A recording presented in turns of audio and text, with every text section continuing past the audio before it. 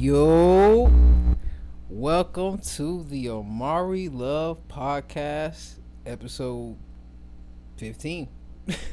Bruh, I can't even believe that I'm even up to this point, and I hope the audio's a little better. I've noticed that the last couple episodes, like, my audio be trash, because, like, one, I'm just fucking with the goddamn, uh, the settings and everything like that. So I'm still trying to get used to it, because I was listening to myself, I'm like, oh damn, why does shit sound so low? And then I listened to another video and I'm like, damn, bro, there's a big difference. So to y'all that's been tapped in with me and listening to the pod, thank y'all so much. And bro, I'm mad as fuck. I lost my goddamn Nefertiti piece at work, bro. So I gotta get a new one. But anyways, man, this week has been lit. I ain't gonna lie. Not for me. I've been working and just being a regular person, which that in itself was a whole nother conversation, because I'm realizing that I have to relearn how to have fun as an adult, bruh. Such a weird thing. I'll get into that in a little bit. But it's been lit with just like shit that been dropping, what I've been consuming, things I've been tapped into.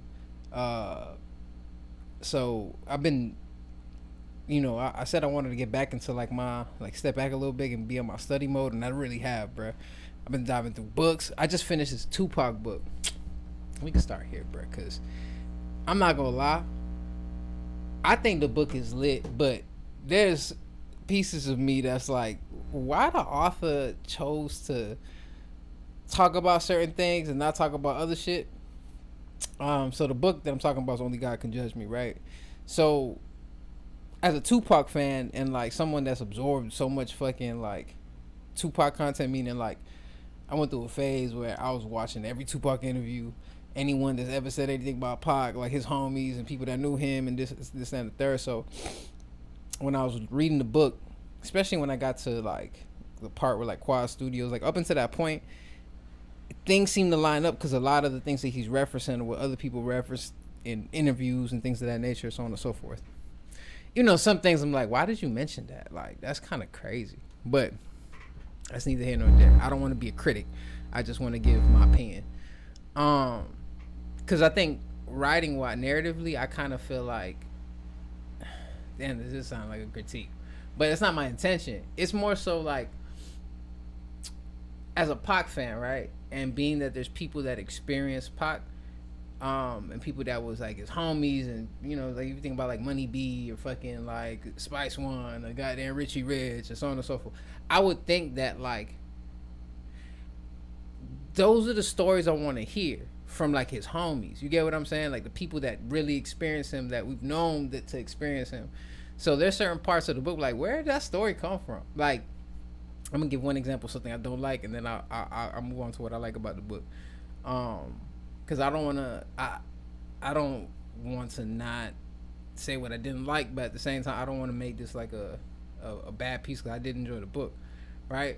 But it was saying something along the lines when he started going to the Baltimore School of Arts. It was like, yeah, Pac came with a cheerleader outfit on or some shit like that. And I'm like, what the fuck? Where did this story come from? Who's the random person that you interviewed that went to that school at the same time and said that shit? I'm like, huh? That's kind of crazy. I've never heard that before. It's 2026. And I'm like, huh? But then again, I don't know. What the fuck do I know? I don't know what type of research this man did. Like, because apparently, like at the end of the book, he said it took him like 3 years to make the book, and he wanted to get like an outlook on like Pac's life and understand him as an individual, or whatever. Which, it was cool to see, because like for instance, like the Tupac movie, there's only so much you could put in a 2 hour 30-minute film, right? Because when you talk about a person's life, it's so layered and stuff like that. So the book's like 15 hours long, I think. How long is the book?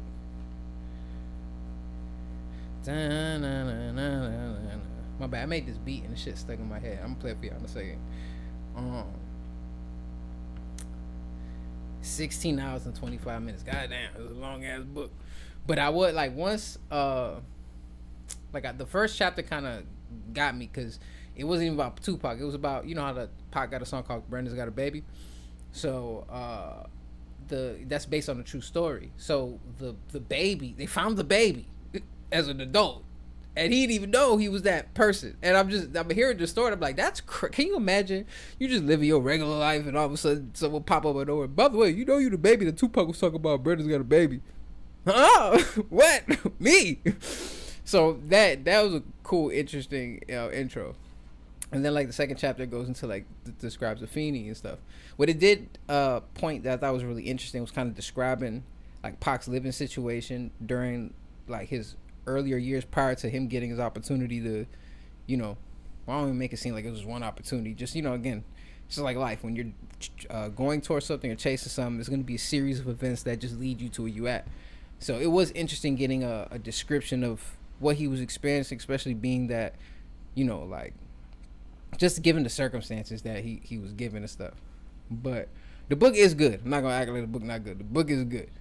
There's some questionable shit that I'm like, I don't know. But outside of that, you know, the little BS that I might nitpick or whatever the case may be, it was a good book. I'm not going to hold you. And then speaking of that as well, because Vic Mensa had the book club thing, and I was reading the book that he had for the book club was Discourse on Colonialism. And I'm not gonna lie, bro, I probably read I have the audiobook. The audiobook's only 3 hours. Well, it's only 3 hours. I could run through this shit, right? I listened to it 3 times, and bro, it's such a heavy digest because like even though it's a shorter book, right, the concepts and the things it's talking about, obviously like racism, colonialism, and like, and then the person who wrote the books from France, and so it was interesting to get his insight, right? I might be tripping. It's Amy, so I don't know. It's a man, right? I don't know, bro. Again, I'll type the book in and then I'll do the other background research. But the book was it was heavy. It was hard for me to digest. I'm like, damn, I gotta read this shit again because I feel like I grasped it. But there's things that were past my comprehension I couldn't like fully like pull. Because even now, if you ask me like, what's the book about? I'm gonna describe what I pulled from it, but it's hard for me to be all right. Well, it's about. Because literally the title itself is what the book is about, but to describe it, the discourse on colonialism, it was still like a heavy digest for me. So like I'm gonna have to go back to it again, because I want to understand. Because it's one thing that I thought was dope in the book. I will say point this out before I go on to the next thing, right? What I thought was really dope with the book. There's a point, I think it's like the last chapter or whatever. That's like an interview talking. And when because the author is a poet, and what I thought was interesting, the author mentioned something along the lines of during the interview, like even though we was doing these political like poetry and this and the third here, like where they was at, that it wasn't directly and I might be butchering this shit. You know what I'm saying, so if I fucked it up, please someone correct me. But he was saying that it was interesting that he wasn't directly influenced by the things that were happening in America at the time, that the same type of thoughts and ideas and revolution was happening simultaneously. But he pointed out that it was interesting that these things were happening simultaneously. So it made me think of like, in a deep way, it made me think of God and like, and it's, I'm not to, cause I know what I want to go crazy, but when I perceive God, I think of like a collective consciousness. You know how like God speaks through you, or when you're inspired or something comes through you, you know that comes from God, right? So it's interesting that like people in different places of the globe had the same idea or going through the same things and were, you know, doing similar things without having a direct like, oh, that's crazy, y'all doing the same shit too, man, we was on the same type of timing. And I think that's God right there. That's like the collective consciousness. And again, that's probably lack of better word, some, I don't know, some atheists, that's not true. Collective consciousness, there's no scientific, all right, bruh, come on, bruh, we ain't doing all that. Y'all understand the point. It's interesting that life, the universe, God, whatever you want to label, the divinity and the synchronicity of these things being parallel to each other without and I don't know if it's vice versa, but at least from the author's perspective, that was fire. And it's dope because now, like, I've always leaned into spiritual books and just things in that nature, right? Oh, fucking dope, man! I ain't gonna lie. Just real quick, I've been dying to talk to hop on a pod, but I'm like, nah, I gotta save my fucking thoughts to Sunday. One, because work has been ridiculous, bruh. the post office right now. I don't know what's going on, but for some reason this should just be crazy every fucking day. And I'm over here having to like goddamn do the most to make sure that like, nah, bro, I'm finna come in here, do the fuck I got slide, bro. No. But it just takes so much of my time, and then by the time I get a crib and got to do like things I have to do, it just makes it a little different. So it's more convenient for me to do it on Sundays. But it's just there was just so much dope shit. Like, damn, that's such a cool idea I want to talk about. I think I referenced this before, right? So in my previous or one of my previous episodes, I was saying how I'm always interested in people's like spiritual journey, right? And again, I don't want to make this a thing of like, oh, well, you're not a Christian. Nah, none of that. Like, it's not nothing like that.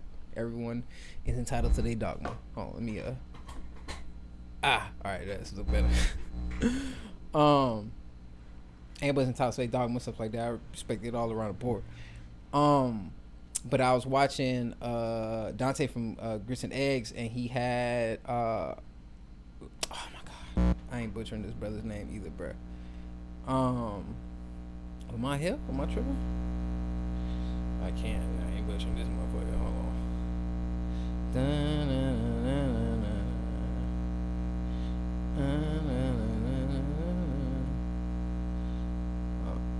Oh, Mark Lamont Hill. Okay, I said Lamont Hill. Mark Lamont Hill. He had him on there, right? And they started talking. I didn't know the other host of the podcast, and forgot for Big Cat, right? That's his name. And I'm probably butchering this shit. I apologize because I actually fuck with y'all. But he was saying that he was a 5%er. And then the homie was like, what's the mathematics? He didn't say what's the mathematics. He said, what's the knowledge? And then when I'm hearing this dialogue, I'm just like, oh, this is so fucking cool. Because I remember, again, like, all right, so I told you how I started with like Hidden Colors and shit like that, right? The homie D put me onto it. And then they goes through. Then I go through like my book phase, right? Like I run into a random fucking thrift store and I found like the Malcolm X autobiography. I'm like, all right, let me read this. And then that's why I started learning about the 5%ers.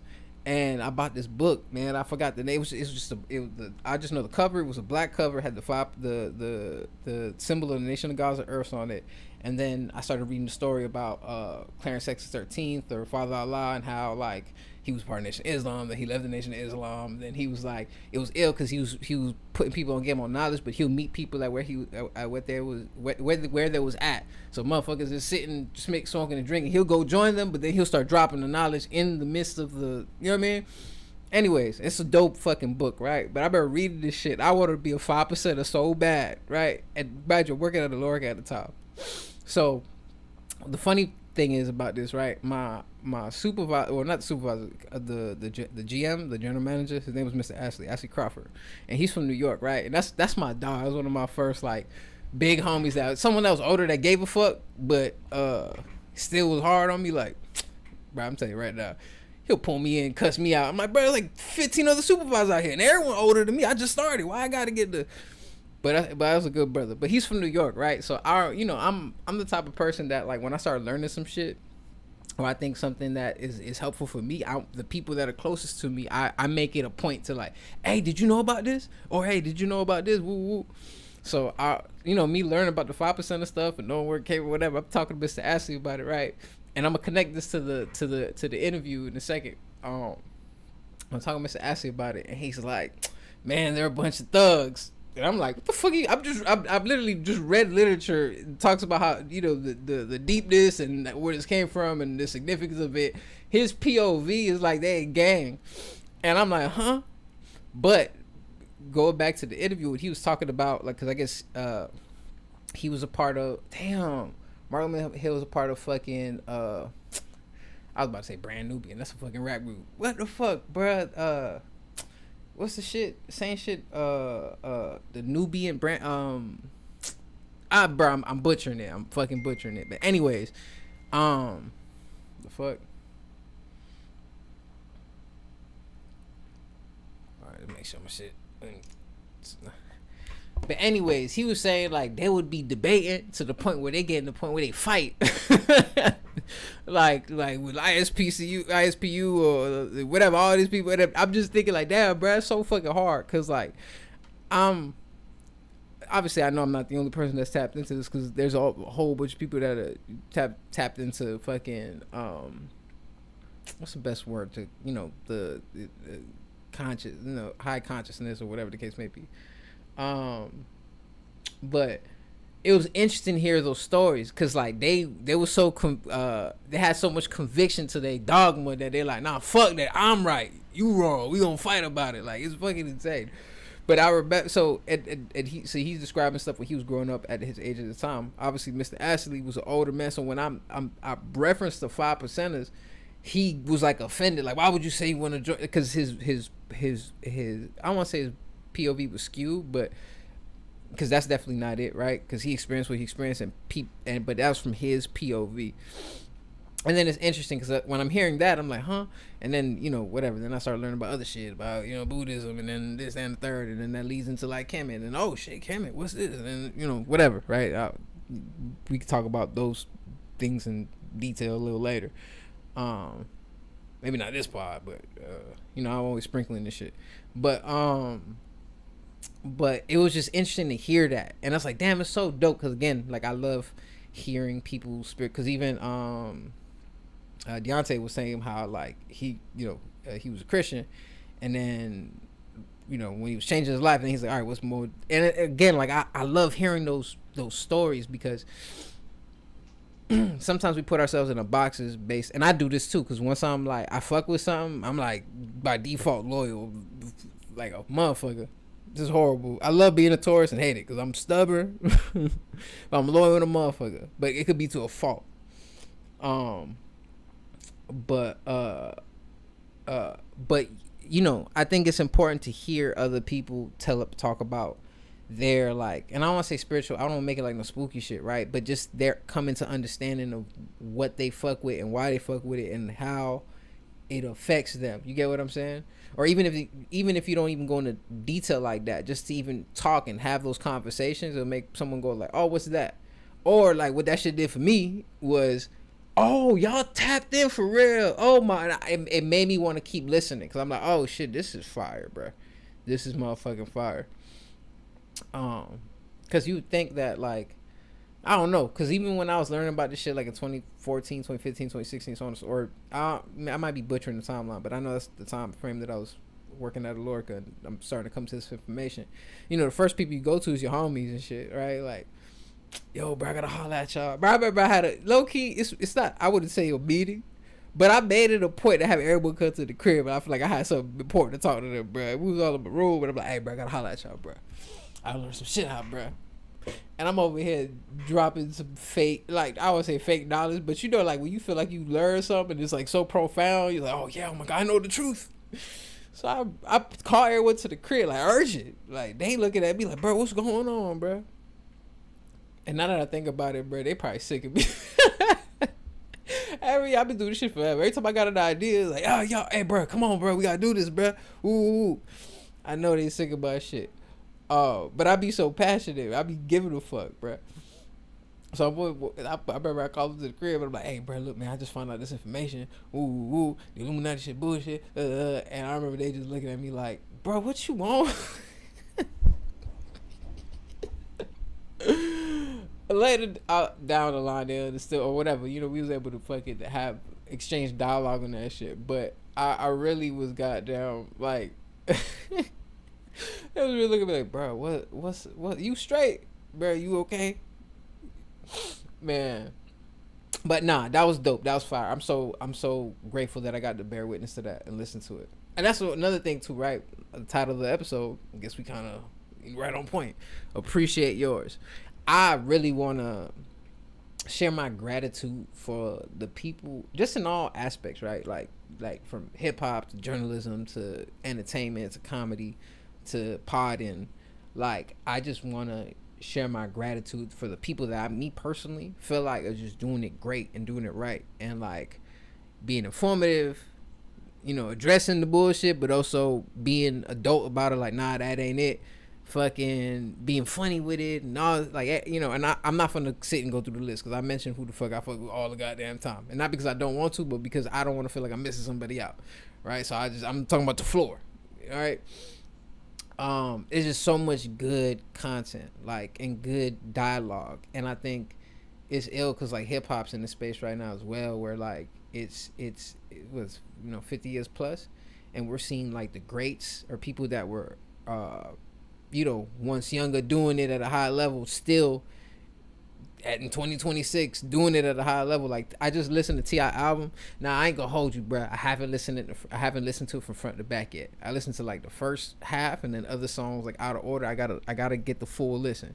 But everything I've heard from T.I. album was phenomenal, and I'm really impressed, right? Because with I think artists that come from an older generation, they still have not only just the ear for music, but they were making music a certain way.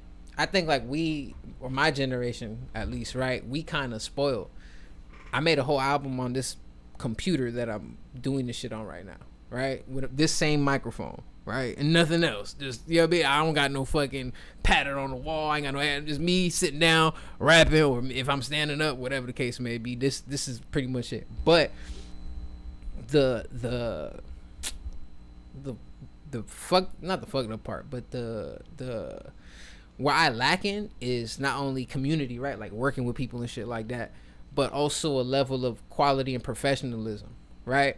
So you have artists that were making music in the 2000s, and even based on the limitations of technology, they have to have it a certain way. So now you have these artists that have this knowledge, right? That's why like Jay-Z, I'm sure when Jay-Z album drop, the raps are gonna be a 10, the production's gonna be a 10, the quality's gonna be a 10, because he's been doing it for such a long time. And I'm sure him and his team and the people around him that make music, they've not only mastered their crafts, but they've adapted with the times as well. Because I even overheard damn, what was it? I think it was Hit Boy, but that's talking about AI, right? I think they asked him like, oh, do you fuck with AI? And he was like, yeah, I embrace AI, right? And I know that's like a topic of debate, because with AI you could do anything, right? So people could be lazy and, oh, write my lyrics down, make this type of beat, give me this type of singer, and then just do everything on the fucking AI. And it still sound good, but it's just like, I see it like this. So when this AI shit started, not that AI's always been around, but I'm saying like when it started, like especially on social media, where it's like, oh, you could put this and make the anime version of your character, and everyone just had the anime version. Everyone's posting their cartoon version or their Muppet version or whatever the case may be, right? When everyone has access to that and everyone's doing the same thing, it's gonna make everything look the same, because it's that same generic anime look or that same generic Muppet look or that same generic cartoon look. It's going to be spread across the board, because it's the AI is able to make it, but do it at the generic, and then all the nuanced things is something that you have to actually put in. But people could still tell it's AI, right? Versus making something yourself and utilizing the AI as a tool to enhance it, right? And I think that's a difference, right? If, like, for instance, like the only thing I use AI for on my album is to master it, because I don't know how to master yet. I understand the concept of mastering, but I'm like, nah, I trust Waves. I use they plugins anyway, so shit, I might as well fucking, you know what I'm saying, use the mastering option that they have on there. But even I think about production and stuff like that. You could make a song on AI and then sample the song yourself, and then make the beat and do all the stuff that you already know how to do. So AI can, this is my bad. Let me go back to the point of drawing, right? Because I was having an argument with the homies about this. I was like, AI is going to take over everything. It's going to make everyone could do whatever. And I'm like, all right, well, I believe that because AI is a thing now, it means the people that know what they're doing are actually going to be way more sought out and way more valuable, right? Because if I could draw and I have my own distinct draw style, it doesn't matter what you fucking create on the AI, it's not going to look like my shit because it's coming from me. Same thing with rapping. That's why consciously I'll take lines I've already said before and flip them again. Like I'm like, hey, these are my lyrics. You know what I'm saying? I'm gonna take some shit that, like, I've said cloud and Mako poison like 7 different times in different ways, and just whatever the context of the rhyme is. Cause those are like, that's like my signature little nerd shit or whatever. But anyways, right? The AI is not gonna make those words up, because that's so specific and geared toward me, because love Final Fantasy and fucking video games and comics and hip hop, whatever. So like, so when you have something make like, if I completely depend on AI for any of these facets, it's gonna bleed into the music. You're gonna hear it versus actually utilizing it as a tool to enhance what you're already creating. So I'm not opposed to AI, but I also think that just don't fully depend on it. You know what I'm saying? Because I got a homie now that he fucking raps so good. He's a really good writer, but he'll fucking write and put that shit in fucking Suno or whatever the case may be, and then it'll come out with different, you know what I'm saying, just experiment with sounds and stuff like that. So when I see, and trust me, I'm one of them that's like, nah, fuck that, I'm not using AI. But I'm seeing how the homies are utilizing it, and I was like, oh, okay, that makes sense, because y'all not just being dependent, y'all creating shit and then taking what y'all create and then recreating it and doing all this type of, you know what I'm saying, just having fun really with the music. But yeah, but I do really believe if you have a skill set, if you have whatever, even playing an instrument or whatever the case may be, you're going to be more valuable in this space, because this is not because it's going to be taken for granted, right? If I could fucking make a drum pattern on my fucking keyboard, someone who actually knows how to drum is always gonna beat me in drum pattern on the keyboard. Why? Because you have the skill set. You know things that I won't have. It's not even the fucking forefront of my thoughts. Or if I hit the drum right here instead of right here, it's gonna make this sound instead of this sound, and this is this. You know what I'm saying? Like, it's, with anybody that's a master of their craft, there's small nuanced things that the average person is not gonna know. I hope y'all hearing me good, bro. I'm trying to make sure this audio is straight. But yeah, bro. But yeah, T.I. album Killer King, that shit was hard. And I'm what song is it, bro? It's track 2 for sure. And one thing that I wanted to point out too that I thought was really impressive to me, right? That I'm a huge T.I. fan, so it was ill. Again, T.I. treated this like his last album. I hope it's not his last album, but this is a good send off. If this is the last album, I'm sure he'll still make music and stuff like that. But he's still going into different pockets. And I was so out when I was listening to the track. What's the name of the track? Too? Forgive me, because when I be playing this shit, I just let it ride. Hold on.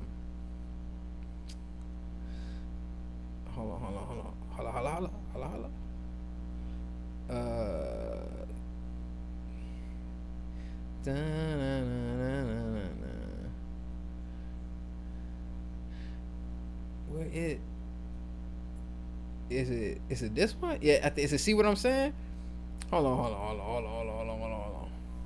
I'm not trying to get in trouble. Help.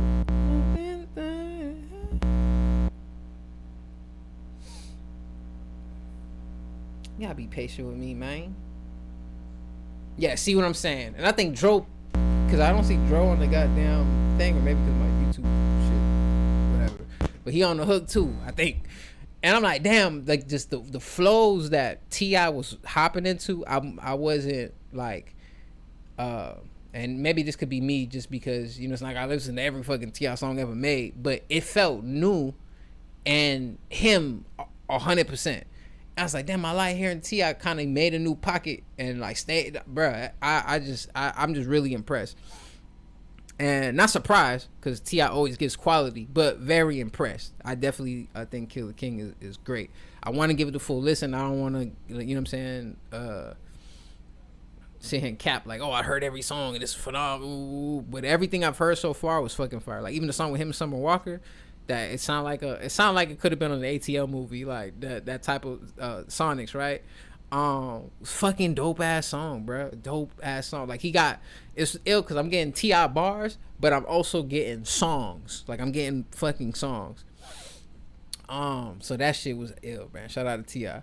Oh my god, it's funny too, right? Because like I was watching what's it called, Ray Daniels was on the Grits and X podcast not too long ago, and I really enjoyed their dialogue, and I had no idea that he said some shit about T.I. and I'm like, huh? What? Like and the dialogue was interesting because he said something along the lines of like T.I. was chasing hits, and I completely 1,000,000,000% disagree. And then T.I. funny as fuck because he like, That man ain't really from Atlanta.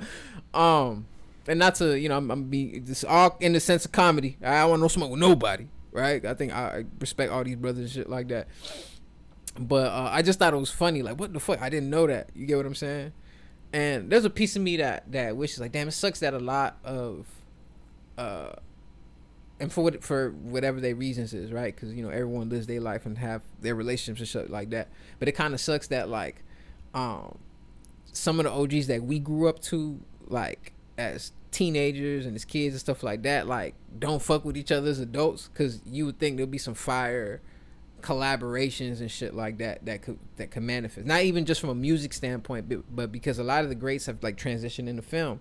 Oh man, this is something I wanted to point out and I thought was super dope. So after I finished the Tupac book, I was like, all right, let me listen to some old Tupac interviews just for like good old times and shit like that, right? Especially having like this book fresh in my mind, and then kind of watching the interview and thinking of like the time frame and shit like that. And I remember Pac was saying how like he was trying to slowly transition off of, not necessarily not to stop doing music, but he really wanted to get into like his acting bag and go into producing films and writing, so on and so forth, right? And sadly he didn't get to do everything he could have, you know what I'm saying? Even though he did so much while he was on Earth, which is crazy. He's only 20. He was 25 when he passed away, and he did all that shit, bro. But it made me think, man, so dope about hip hop, the things that Tupac didn't get to do, like our greats ended up having those opportunities to be able to do that. When you think of someone like a 50 Cent or a T.I., where they transitioned into film, right? They was able to do, you know what I'm saying, and then like grow up in front of us, you know what I'm saying? Like, you remember T.I. when he was a Rubber Band Man, you get what I'm saying, and a youngin', and then you got fucking, and then fast forward, it's a family man, his children are rapping and making music and making dope ass shit, you get what I'm saying? Like, it's so ill to see that jump, because I remember being in middle school, was it middle school or high school? I had to be like ninth grade, but I remember when T.I. dropped, and I remember it was a big thing, like T.I. was a big shit in middle school and stuff like that. So it's so ill to fast forward. Now I'm a 36-year-old, you know what I'm saying, and I get to still experience someone I enjoyed as a youngin', and be able to and see the whole journey. And I think that's important, because even a lot of shit's out of sight, out of mind. If you can't see, sometimes that spark is being able to see, oh, you could do that.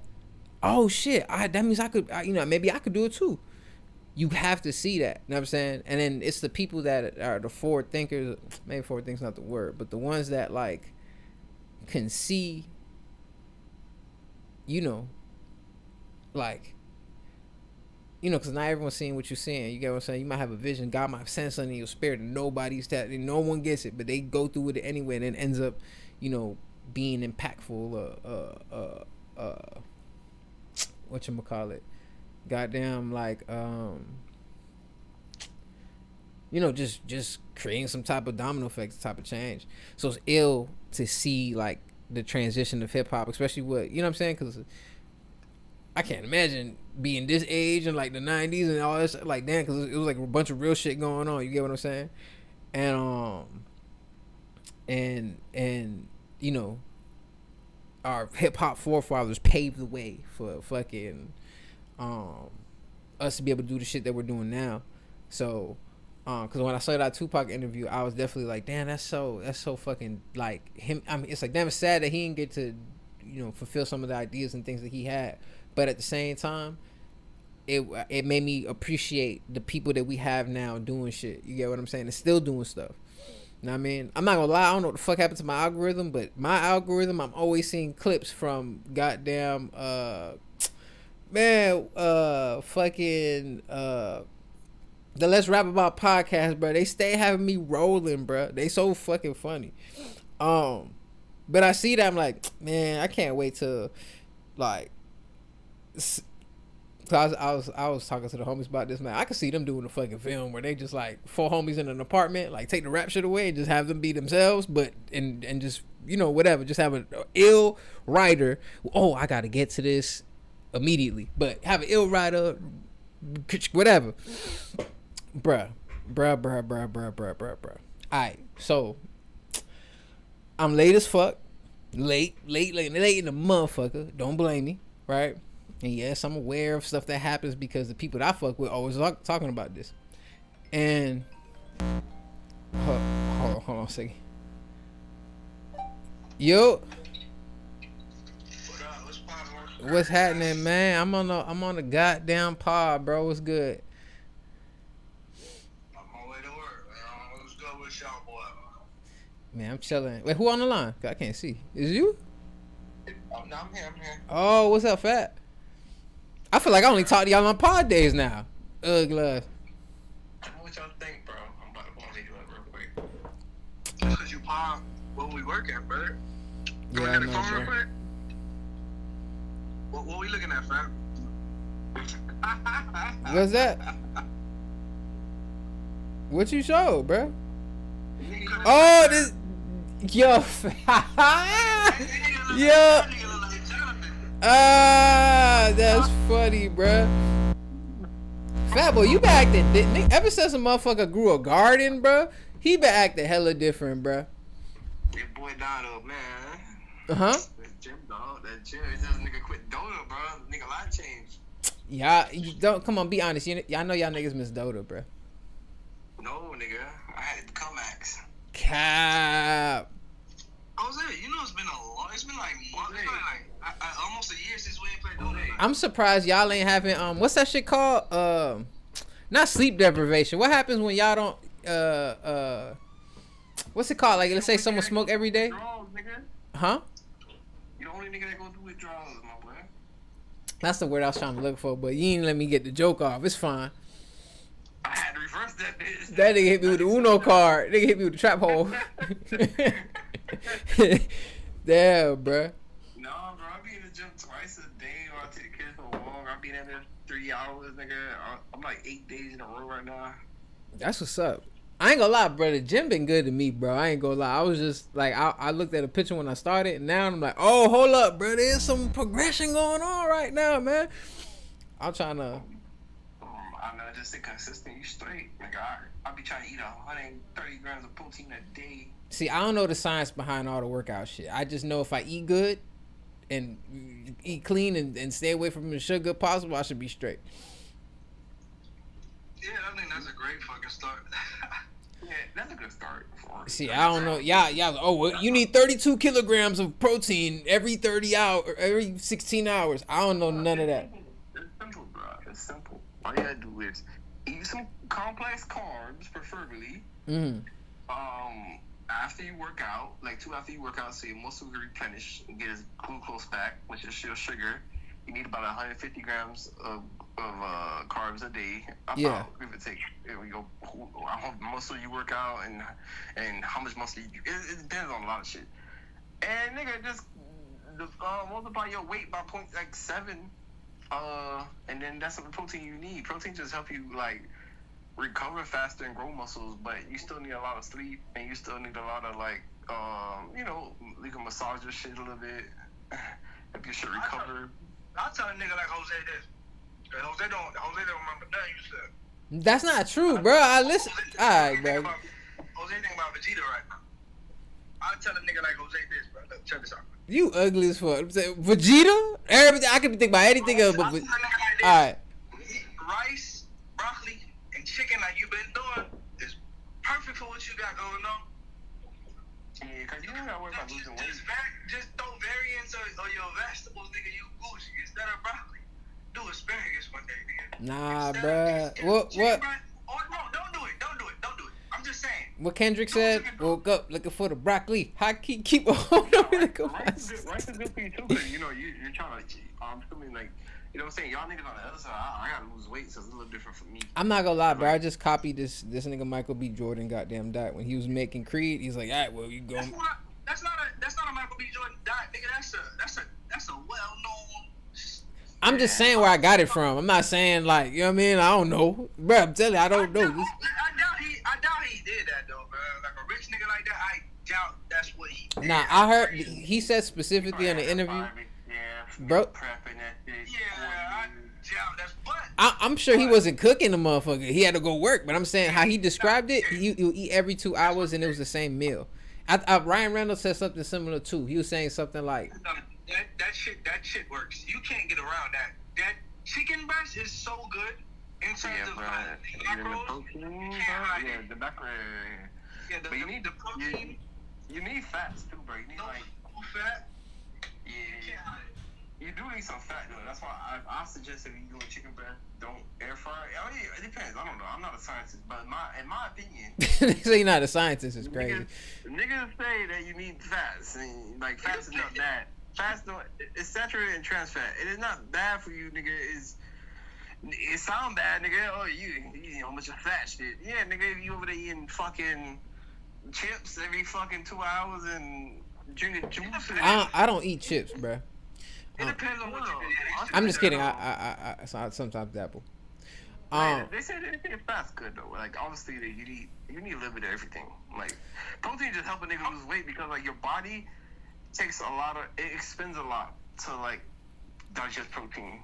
So if I'm eating straight protein and I'm eating some carbs, cause I gotta eat carbs to replenish like my muscles and shit, I'm straight because like my body is burning calories because I'm eating more protein, but protein also helping me recover better, from what I understand at least. And yeah. How much you weigh right now, Jose? You weigh 150? I think I'm like at 145, low key. 150. Wait as much as a meal coat. Bro, I ain't gonna lie, for my No, and of I'm course. actually But that's good though. I'm 5'8", bro. But You in your weight zone. the thing is, I'm seeing the results now. That's the ill part. Now I'm working out for the results. I don't care how strong I am, none of that shit. Even though I'm seeing the progression in strength as well, cause like weights. Because like, What are you trying to do? What are you trying to do though? I think that's the most important part. Because if you like chicken breast, is for like if you trying to be as lean as possible. I think that's what you gotta ask yourself. Like chicken breast, white rice, and broccoli. That shit gonna make you look toned than a motherfucker. That's what I want. But it's brown rice. I ain't doing the white rice. That shit dissolving the sugar. Yeah, even then, like white rice is good. White rice is very good. Like people hate on white rice. It's because niggas eat white rice and then you have a donut in the morning, have a Starbucks coffee. That's 1,000 calories in the afternoon. Yeah. I tell you, that's what niggas forget to tell you. Good too. I control my starch. I do one starch. Some niggas decent. Some niggas that bulk, like some niggas want a little big, and them niggas eat like 3,000. They try to eat like 3,000 calories a day. I've been eating white rice, and that shit. I eat white rice, bro, and that shit fucking helps. And I'm cutting more than I need. Nigga, I'm 155. Nigga, I weigh 15 pounds less than Cameron. Damn, Cameron is 170. Mm-hmm. That's crazy. He's swole as fuck, bro. He's like a goddamn wrestler. But he eats what he wants. I kind of eat like you in the sense that like I do white rice. I do really lean beef protein. Like I just cook up the beef, like put it on top of the rice.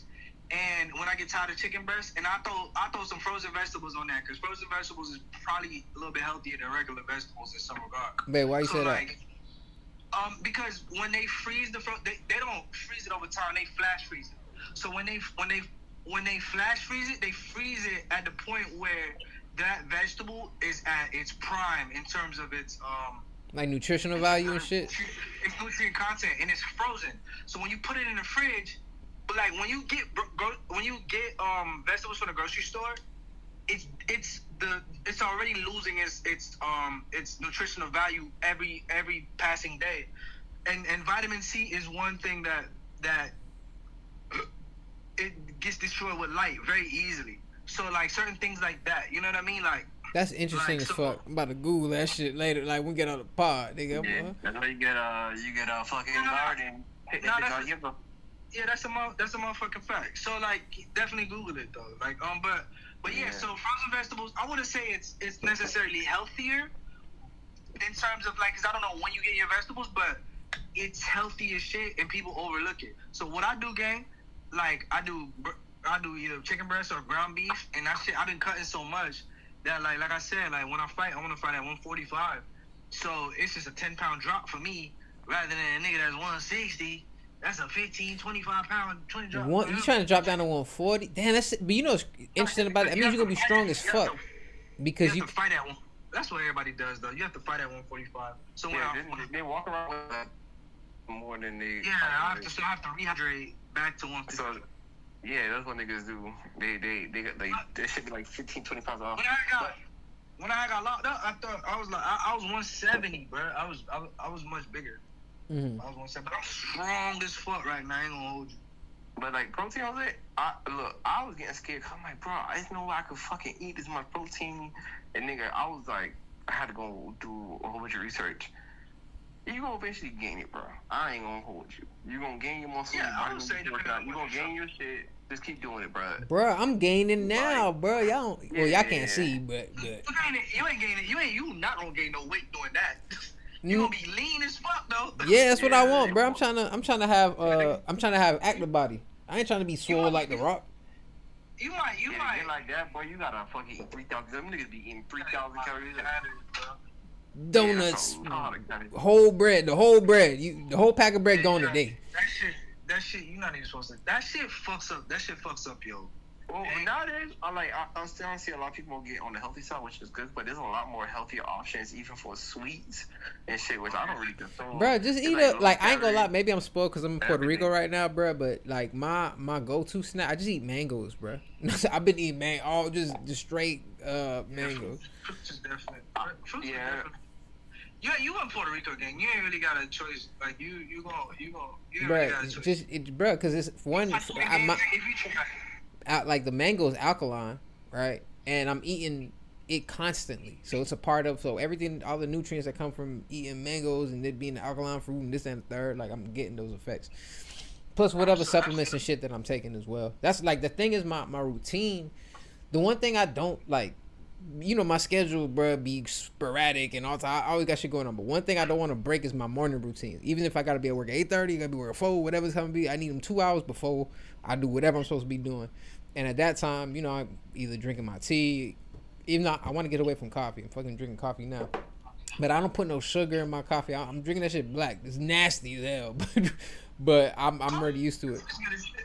Coffee's good. I think the only thing I put it, like, they have some organic creamers and shit like that. Shit, like you be having hazelnut, fucking yo shit. Yeah. I can't do that. It's this dude though, bro. Like he actually tests his blood sugar. It's his shit, so it's subject to be different. Mm-hmm. But I'm assuming shit generally the same. Like if this gonna put your shit up, it's gonna put everybody's shit up just by different values. So he tested. No. Yeah, some people are insulin resistant. Oh, okay. So I might be wrong in that regard. Wait, anyway, some people, normal people, yeah.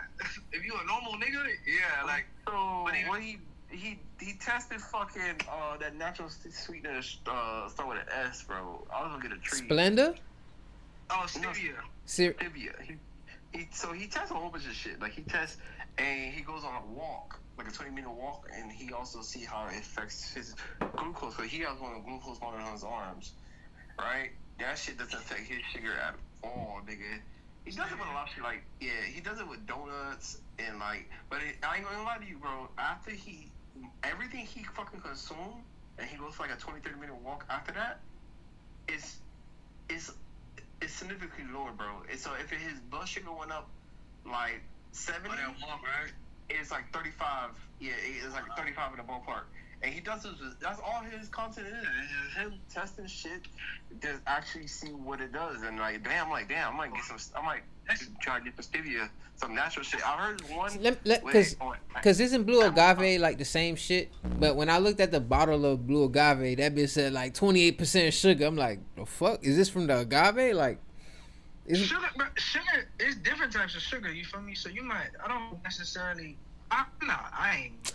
I know when you consume sugar from a fruit or something like in nature, it's the glucose it takes longer to break down, and I think that's what the fiber. That's what I heard. Yeah, like versus like white sugar. They gotta break all that shit down.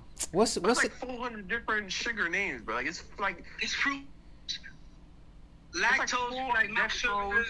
Yeah, it's like a bunch of different. And all that means, bro. All that means is it's just a different chemical chain. So like, you know, it's all chemical reactions going on. So it's different bonds. That's why the name be changed. So the way the chemicals are bonded together, it may be harder for your body to break that down because it might, instead of like I forgot the other name, but it's like a covalent bond. Instead of all that, these different type of bonds, that one bond, nigga, is a different.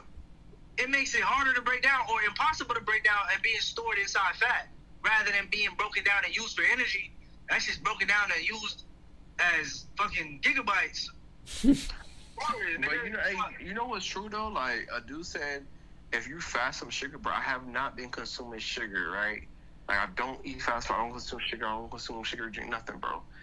And you taste sugar, bro, that shit tastes so sweet, nigga. Like I taste sugar the other day for like the first time in a long time, bro. It's been about a year since I had fast food, let alone, bro. That boy grabbed that like, donut real. I need this. That shit was too sweet. I was like, ain't no way, bro. I knew you. I said you want similar. So I haven't been using any seed oils, right, or any of these like nasty oils. Like when I cook, I use beef tallow, right. So like I've been doing that for like a month. Like, dang, I haven't been. What the fuck is beef tallow? Beef tallow. It's just fat from the beef, right? Like, cause like I was telling y'all a while back, like use vegetable oil, canola oil, all them shits. I don't know the exact terminology or how it happens, but it fucks up your DNA somehow. Like in terms of like, it fucks up your DNA in a way that not how we would think, but it fucks it up in the form of its replication. Mm-hmm. So in a sense, it kind of causes it to be cancerous in a way. So that's worse than cigarettes right now. They say it's just worse than cigarettes. It's more cancerous than cigarettes, bro. And like we've been cooking with that forever, bro. But long story short, that means someone could be like, hey, either I'm gonna use canola oil or I'm gonna smoke cigarettes. So she's saying cigarettes would be the better option. Yeah, cigarettes takes a while to kill a bitch, but I tell you that. But yeah, bro, because you ain't gonna. But then again, this is anecdotal. But at the end of the day, gang, bro, I haven't eaten it. When I do eat canola oil or some shit with canola oil in it, and I look back. Bro, that gives me diarrhea, bro. When you abstain from something, that's not, but bro, when you abstain from something, that's not like, it fucks with you. Nah, yeah. Nah, man, I ain't gonna lie, bro. The discipline. Oh my God, then I said, nigga, I'm saying clean as fuck. If I'm eating bad, I get a pimple, bro. Nah, I know. You know, it's crazy you say that, bro. Cause I know that. Cause I ain't gonna lie. I do indulge in bullshit from time to time. Like if I'm, especially cause I'm always up and about. I was like, fuck it, I'm eat Chick-fil-A. The moment I eat bullshit that's outside of like my regular regimen, I get a bump or some shit like that, random. But it's minor and quick. Cause the majority of my diet, I'm consuming good shit. Even like my, you know what I'm saying. Smoothies in the morning, fucking the supplements and shit, you know, magnesium, sea moss, all whatever. So that shit gives me the nutrients and energy throughout the day. And then like, so if I want to step out, eat some bullshit, I can, but I make sure that the majority of the things that I'm consuming are good for me. And then, you know, leave my room for my little bullshit ramen or fucking sushi or goddamn. Yeah.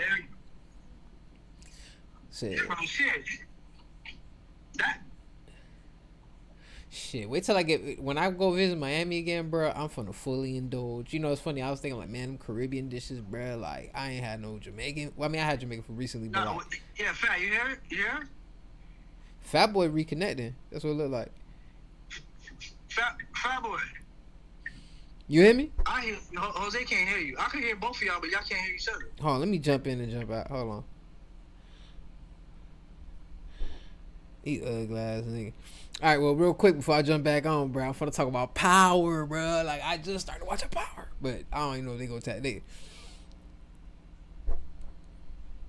Yo. She thought something was wrong with me. She's like, yeah, you hear me? Yeah. No, I hear Jose. You hear Jose? Yeah, I hear Jose.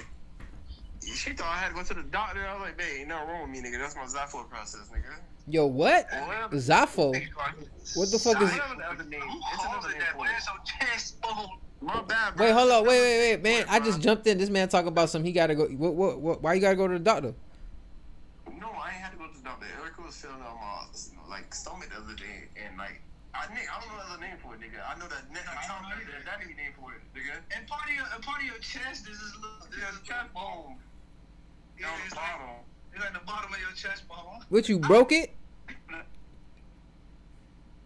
What happened? You talk about y'all described me y'all described me a goddamn, oh, you know, the chest. The fuck you talk about? What happened? Why what was so concerning? I can't even feel my xiphoid process. No, but the thing is, I think mine's like everybody's xiphoid process is different. I think. So What the fuck is xiphoid process? It's a process to your chest bone? All right, my bad. Please, I'll shut up. I just need y'all to explain this. It's the bone in the middle, on the bottom of your chest sternum. That's by your two pack, by your first two pack. Yeah. You know where your abs. Oh yeah. I just got them abs recently too, bro. Them bitches. That bone right there. Yeah, right here. The two top ones, yes, bro. It's that bone right there. To give you some background information, in anatomy, a lot of that shit is like made off of like old Spanish and shit like that. So when they say a word process, it means like a bone sticking out. So that's what. So like if you hear the word process in anatomy, so like it's just a small bone at the bottom of the bottom right before your breast, like right in between your breast, right, and your titties. In between that, it's a long bone. I ain't got no breasts. I have a chest, sir. I don't know what you're talking about.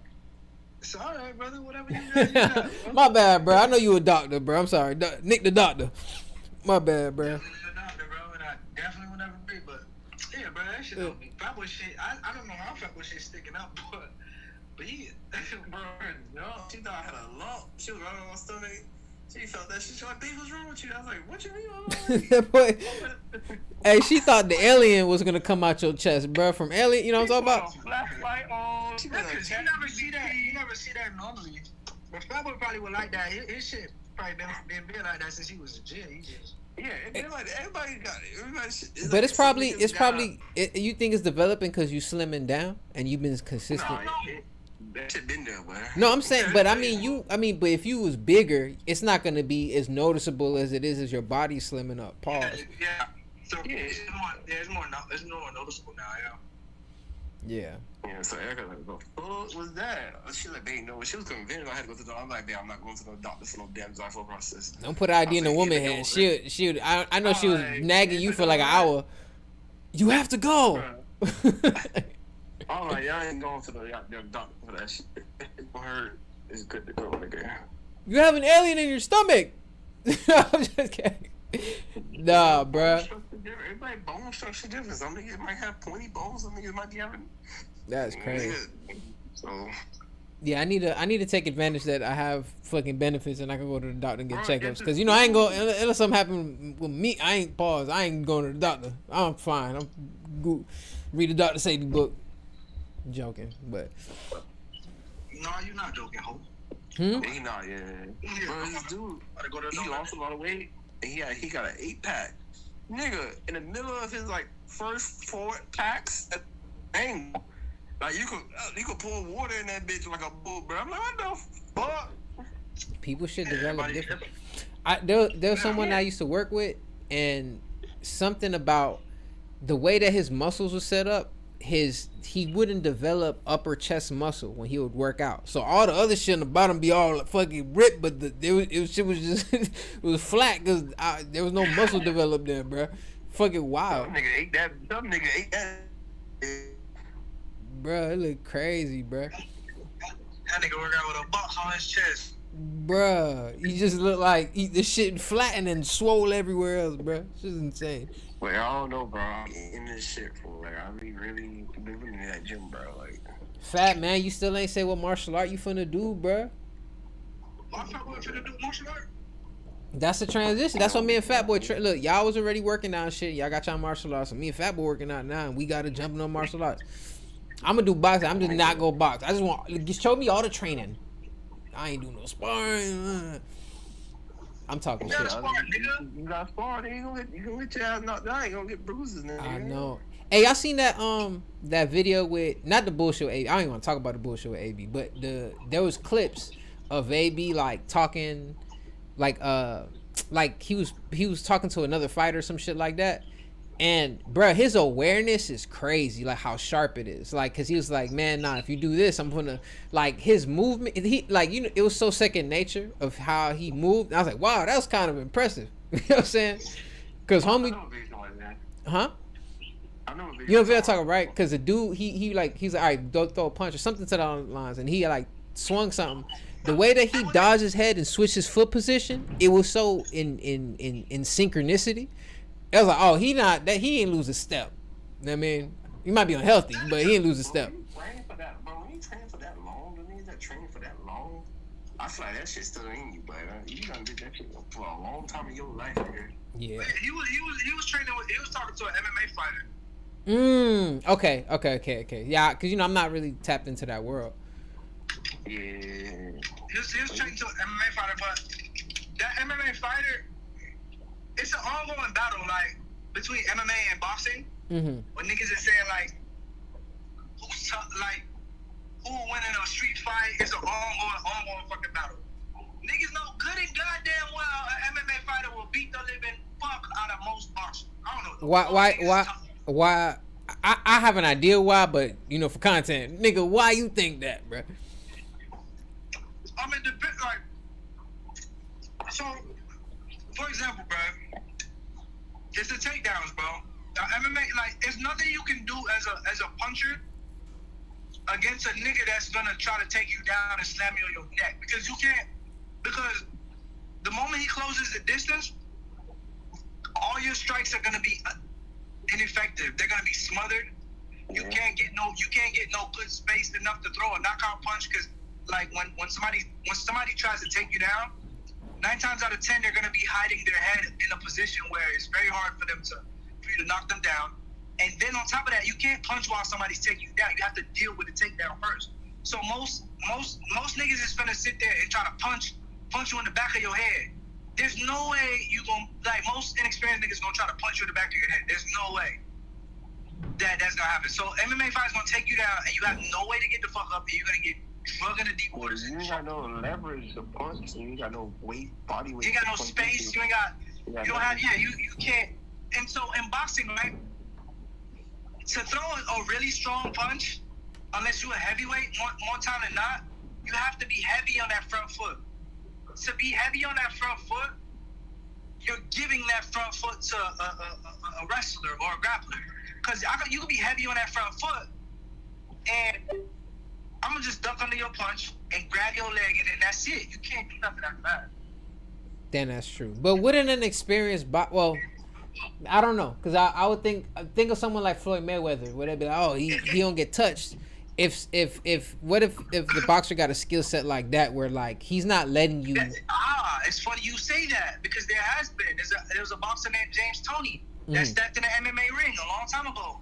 This was before MMA was popping, and he got his ass choked out. He was a soldier boxer. It's funny you say that. I really thought it was going to have a different ending. James Toney was one of the most talented boxers ever. Nigga fought motherfucking. This nigga was before my time, but that nigga was one of the greats, and he stepped in the MMA ring and got his ass choked up. So, and there's been boxers that crossed over to kickboxing and got their leg kicked from underneath them. Has there been anyone in boxing, and sorry for cutting your wisdom off, but has there been anyone in boxing that transitioned to MMA that did somewhat decent? So the ongoing battle is that I think boxers are definitely scared, but not even just scared. I think it takes a different mindset. But the ongoing reason what they say is because boxers get paid way more than MMA fighters. So they're like, bro, why would I come over there to get kicked and get my leg kicked and get taken down for significantly less money? Because remember, when Conor McGregor came over before Mayweather, he made like 100 M's or some shit like that. A lot of MMA fighters don't get paid no 100 M's, but they get paid like if you a high like Conor McGregor, you might get $2 million, you might get But if you're not, you get 500K, 600K. You know what I mean? So it's a significant pay cut. So that's the ongoing excuse right now, where they're like, why would I come to MMA? MMA go to boxing, and shit, even kickboxers go to and Muay Thai fighters go to boxing, because they just get paid that much more. I would assume the transition is easier from MMA to boxing than from boxing to MMA, because I would assume that if you're an MMA fighter going into boxing, now you're kind of you're not utilizing all these skill sets you're normally doing. Now you're focused on your hands, right? But you have all. Uh-huh. You won't win against a specialist, but yeah. Nah, that's kind of. Uh-huh. No, I said that's kind of crazy because You won't win. You won't win. Like an MMA nigga will never be the boxer in a boxing match. Never. Let me ask you a question. Why is there a big ass difference in money when it comes to boxing and MMA? Is it because one is more? Is it because one is newer, or is it because the boxing fan base is just that much bigger that they could afford that? I think it's those two things. Boxing been around since motherfucker like right after slavery. Like boxing is a part of American history type shit. But third, I think the owner of MMA, he runs a tight ship in the way he pays people. So like, I don't think he can necessarily pay niggas that bread, but he runs a tight ship in terms of that, and so you gotta just go with it. That's what it says. I don't think they'll ever get to the point where they're making that much M's, but boxing's coming from that, where it's that much money. I don't know everything else. I can't sit here and say like I know everything, but I know it's definitely newer. But MMA fan base is gotten so big lately, bro. So I seen when not to even cut you off, but MMA is very, very exciting, bro. Like if you watch MMA, it's just it's bro. No, I was there. Like, remember, I seen the what's the brother's name that remind me of Rock Lee? Izzy. I was there when I worked that event in Miami. Like when they had their first, like it's like and when they was talking about it, it was like they haven't been to Miami in years and this and the third. I love me some motherfucking Izzy, man. He got a Muay Thai kickboxing background. Like I love Izzy. But so even in Muay Thai and kickboxing, like let's say me and Cameron's supposed to spar, like if Cameron can't take me, and even then, right, jiu-jitsu and wrestling, there's a major difference. It's still grappling, but when the fight's on the ground, jiu-jitsu got the advantage off rip. But standing, like wrestling is all about the takedowns. Like, but jiu-jitsu guys aren't great at takedowns traditionally, so it's like so much nuances to it, bro. It's like once it's on the ground, it's on the ground. A jiu-jitsu guy has the advantage, but right before that, a wrestler has the most advantage. You feel me? Yeah. Nah, that makes sense. Cause jiu-jitsu, you're using other people's momentum against them for the most part when you're standing up, right? And then there's a whole fucking. Well, jiu-jitsu in a sense, but the jiu-jitsu guy not really gonna take a nigga down like he not gonna like grab it. He can. Most of them are strong enough that they can, but like to take down a real good wrestler is hard as fuck. Like. So jiu-jitsu guys, they practice just a lot of times solely on the ground, and like that. But shit, like I said, Izzy, he my motherfucking nigga, man. He just be tripping. But fighting is so dynamic, bro. Because there's just a fight that just happened where one of the best guys just went up against a guy that's a motherfucking veteran, and everybody, when I tell you, everybody thought that nigga was gonna lose, but when the fight got to the third round, like. His heart just came out. He said, "Bro, I don't give a fuck how hard you hit. But round 3, 4, 5, you're gonna be in deep water." And he made that nigga. That nigga never lost before. That nigga made him quit on us. He said, "I can't see." Damn. So the young dude did that to the veteran. No, the veteran did that to the young dude. Like, bro, the young dude celebrated the night before the fight like he won because he's never lost before. He got a tattoo of the nigga name on his chest crossed out. Like he already thought he won, right? He already like entered that shit like, I got this done. Let me tell you how God humbled that nigga real quick. Hey, bro. Nah. And I like the dude too. I don't think he's cocky. I think that he's just so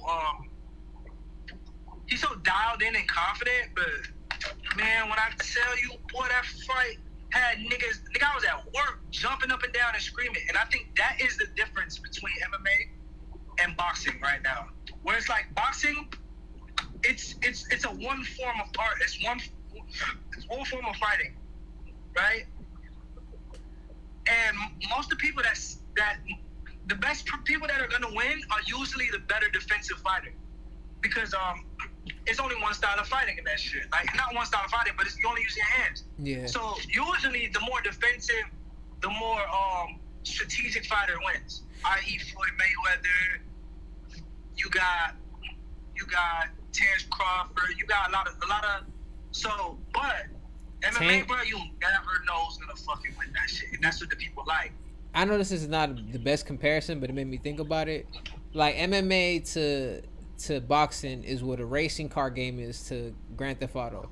Like, because you could drive and race in Grand Theft Auto, but you could do all these other things as well, right? In a racing game, you could just race. Yeah, 100%. That's a great comparison. Like, absolutely. And Grand Theft Auto is more reminiscent of life in a degree, right? Like it's like you could do a lot of shit, like, and so like Grand Theft Auto is that's the allure behind it, because the allure behind MMA, nigga, this is street fight. Yeah. Only time the ref intervene is there are illegal things, but only time the ref intervene is in between rounds, brother. That's crazy. Or someone about to die. Start hitting that man in the back of the head, bro. Yeah, well, that is illegal in MMA, but that's another topic. Yeah, no, I'm about. I don't know. I'm just talking shit.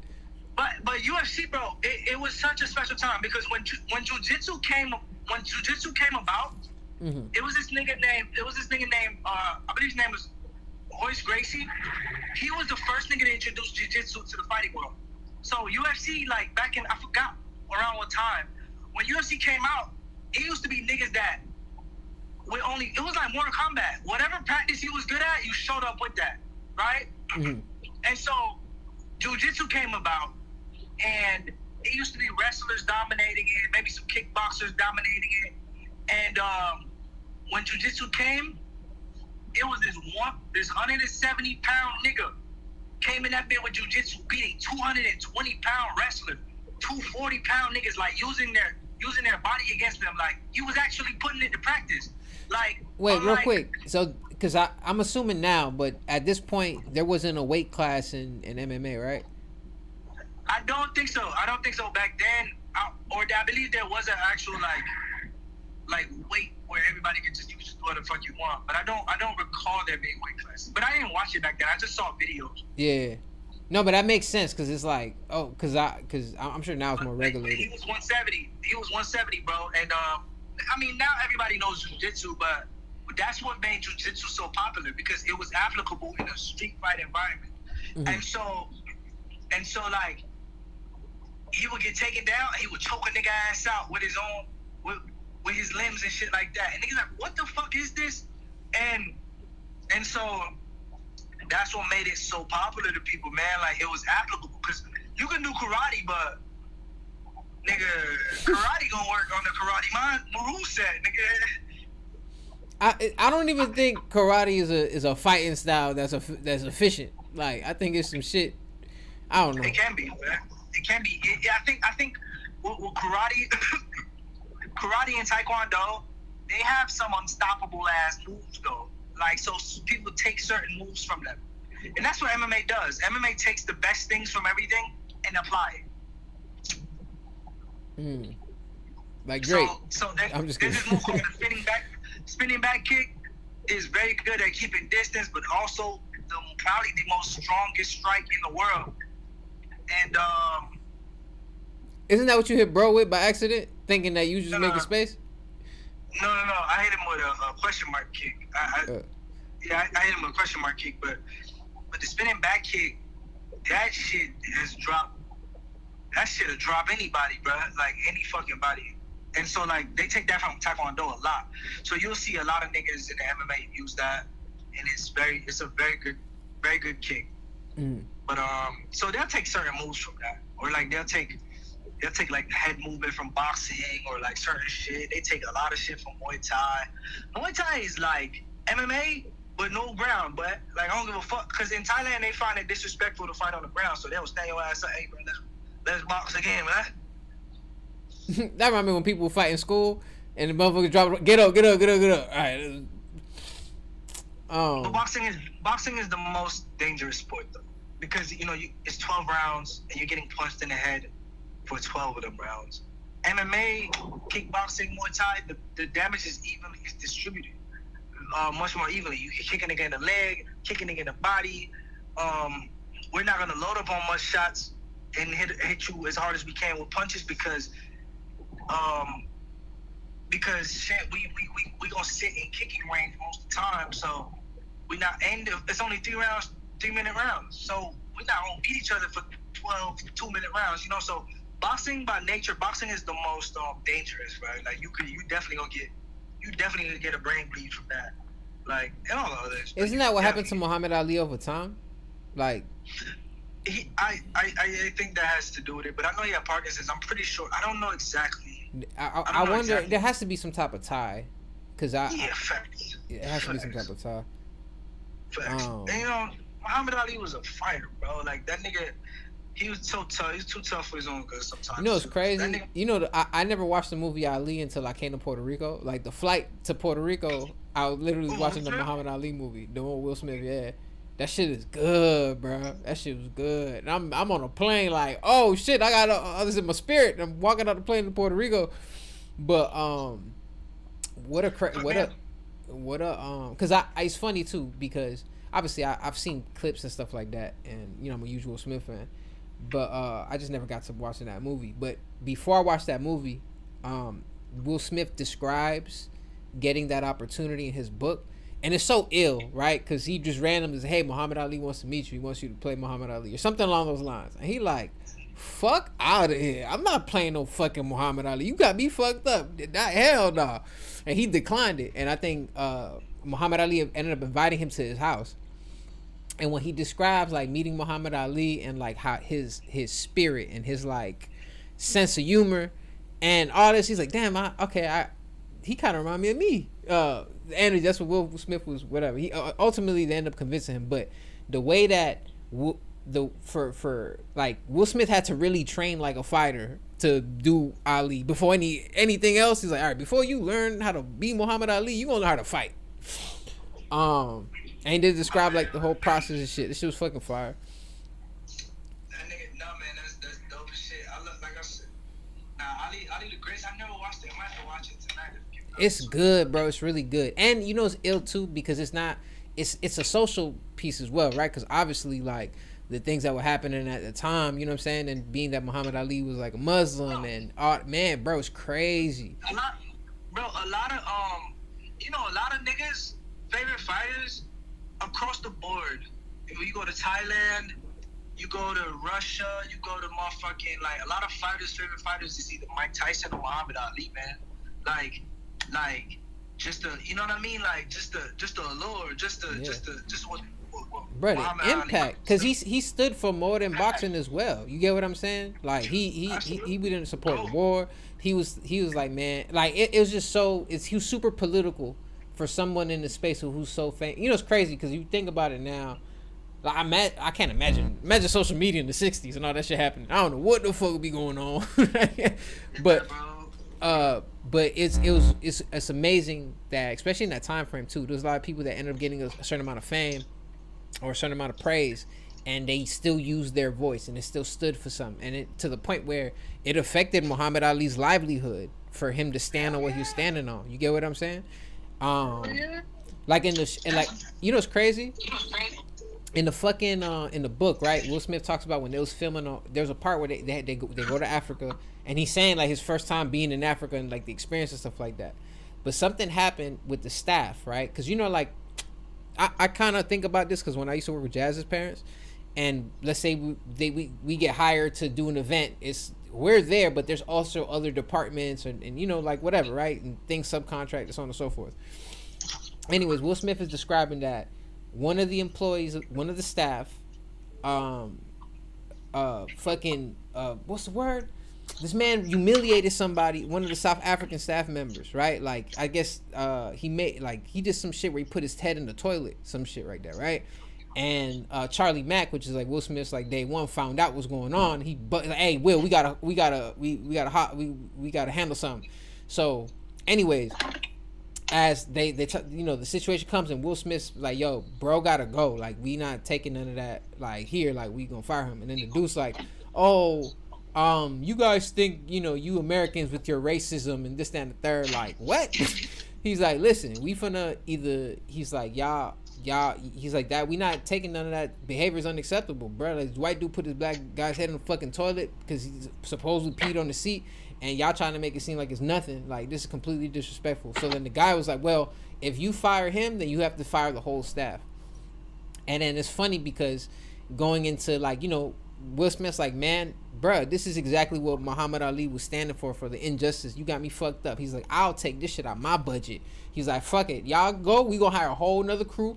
And I think Will Smith and the director decided to like cut into their budget so they could just hire, instead of outsourcing like they did, hire themselves. But I just thought that was crazy. It's crazy that he faced some type of challenge and stuff like that while they're making a Muhammad Ali film. And you know what I'm saying? Like, it's crazy, bro. Yeah, bro, that's some wild shit, man. I gotta watch it, bro. It's good, bro. It's really good, bro. I ain't gonna lie, I didn't even know Jada was in it too. I watching the movie, I'm like, Jada's in this goddamn film? What the fuck going on? She's a love interest? I won't spoil nothing. Hey, she in it though. She in it. I won't spoil nothing. Hey man, y'all boys hold the pod down real quick. I gotta pee. Y'all give me like 2 minutes, bro. Hold on. You okay? Call me the fuck, nigga. Hey, I don't say no bullshit. Hold on. Honey? Hello? Yes, sir. You see the new handheld they coming out with? What they came out with? I have what? They came out with a new handheld. That shit like a... that shit too good, boy. I ain't getting it though. That shit costs $1,800, bro. The new MSI Claw. Oh, you sent it. I was at a jazz shit, so I was rushing them for work because the nigga woke me up late as fuck. That shit is equivalent to buying a PS5, Xbox X Series, Nintendo Switch combined, bro. That shit's... You about to be able to upgrade the motherfucker, man. What the hell? Bro, that shit like, bro, Nick, I ain't gonna lie. If I start working later, no, I might get it, nigga. What? You can run. I gotta have like 18 bands. I gotta have 18 bandos in my shit, bro. Guess Bro, who's no, the you can still smell the crack of my clothes. Bro, if I get Like Krispy Kreme, I was moving the moles. My bad, go ahead. Bro, that shit runs every. That shit better than PS3, PS5, Xbox, and the Switch. What are you talking about? It's a handheld that they just came up with called the Claw 8, and that shit's. Who made it? What company made it? It's MSI. Hey, just for context, chat.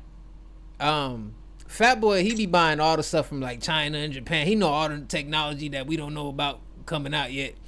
This is where this game MSI. What is that? Metal Gear Solid. You a woman when it comes to technology. I went to iPhone. I can't talk to a woman unless that bitch green, blue.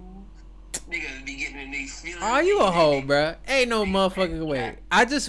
Look. iPhone is just convenient, and you know what I'm saying. That's it. A phone is just convenient. Fat Boy, you be downloading PS2 emulators on your phone. You ain't even use it. Niggas forgot what it is to have a flip phone. Nah. Hey, I ain't gonna lie. I found a picture of me with a flip phone in my hand and a Black and Mild in my ear, bro, from college. Hold on, I'm gonna look that shit up. That's funny as fuck. But Nick, bro, that was a compliment, bro. You know what I'm saying? Cause you up to date on technology and stuff like that. I just need my phone so I can edit videos and do little shit. I ain't tripping. I don't need my ringtone to be the Metal Gear Solid theme and shit.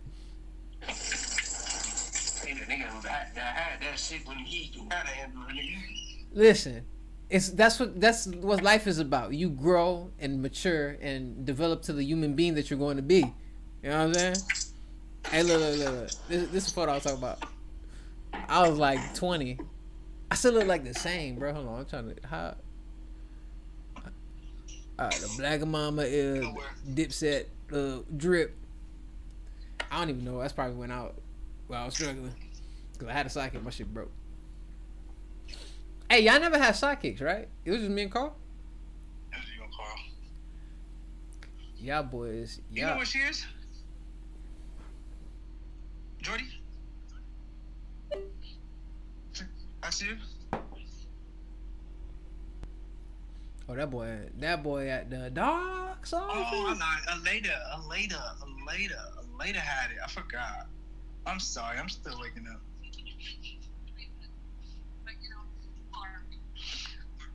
I'll take the phone from you, young lady. This man think he's smooth at the job, bro. I'll take that from you, young lady. You look very nice today. No. I think that was Paul's. Huh? The charge phone. I think that's the. Anything pending on? It look like motherfucker want to be at work. Oh.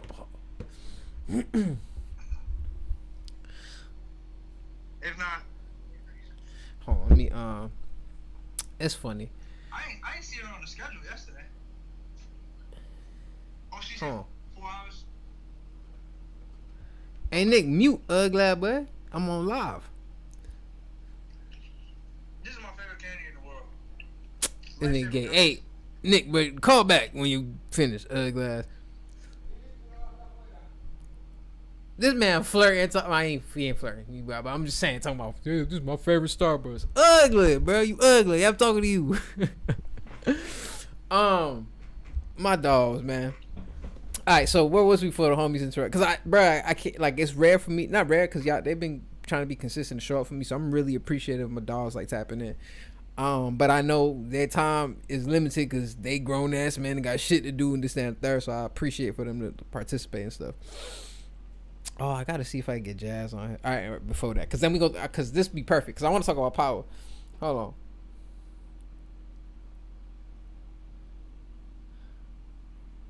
Telephone number. Hold on. Her phone be bootleg as fuck. No, not fucking WhatsApp, nigga. No. How you got down? FaceTime audio. There we go.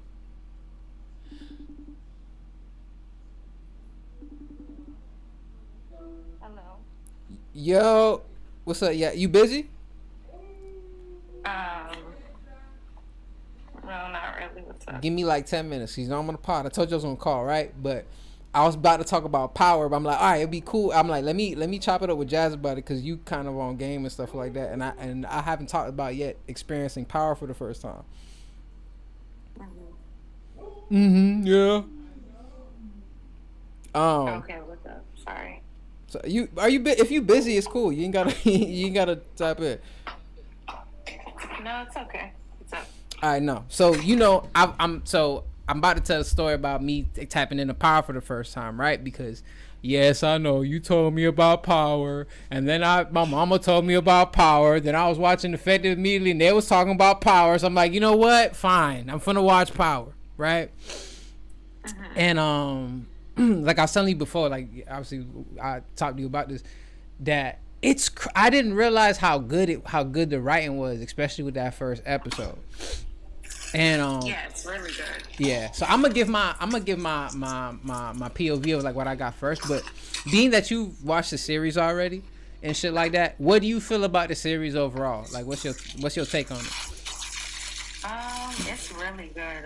Honestly, it's a really good show, and we haven't had like a really good series in a long time. So that series was, when it first came out, actually, everyone was waiting for episodes to drop. Mm-hmm. Like, it was so popular when it first came out. I'm surprised, like, you never even watched it. Nah, I didn't, cause what was I? Whatever I was doing, it was like probably music related. I was trying to be the best rapper in the world. I wasn't tapped into shows like that, unless it was like some Marvel shit. Yeah, when it first came out, it was really popular. Like, niggas was literally waiting, like, for it to come on. It was really popular. Are you watching Raising Cain? No, I'm not. But I did watch it. I can't watch it now because I don't have the subscription. Where's it at? What do you mean subscription? Oh, because it's on start. But hold on, cause It's Power, on Stars. Power. I mean, I know it debuted on Stars, right? But I see, like, I know I have Power on fucking HBO Max and Hulu. Or I don't know if HBO Max, but for sure I got it on Hulu. But Raising Kanan is only on Stars right now. I'm not sure, but I know for a fact Let me I take a don't look. have access to watch it at all. That girl sad. I need to watch the show. I mean, it ain't that deep. It's good though. It's a good show, but I mean, Yeah, I know I was in for some shit, right? When I was watching that first episode and Shorty, the dude wife. Let me tell you how cool I think the writing is, right? I probably shared this with you before, but because I'm doing the pod, bear with me for repeating What myself. dude wife? Who are you talking about? Ghost wife, man. She was tripping in the back seat. I was just like, Oh yeah. I had to rewind that scene again. I was like, wait, hold on, what's she doing? She tripping. She tripping. And you know it's funny too. I was thinking like on some woman shit. She would probably be like, I didn't do anything. I was just. I'm like, bro, did you? Huh? She was just flirting. Flirting is crazy. That's more than flirt. That's crazy. But that was an amazing scene, and I like the actress too. I think she played Lil Kim in the Notorious movie, if I'm not mistaken. Cause she's beautiful. Oh, did she? I think so. Yeah, She's a really good actor. she's a good actress and she's beautiful. But her character, she tripping crazy. I actually saw her on Real Housewives of Atlanta on last week's episode, and she looked the exact same. You watch Real Housewives of LA? Atlanta. Oh. Hold on. Yeah. How funny. Yeah, bruh.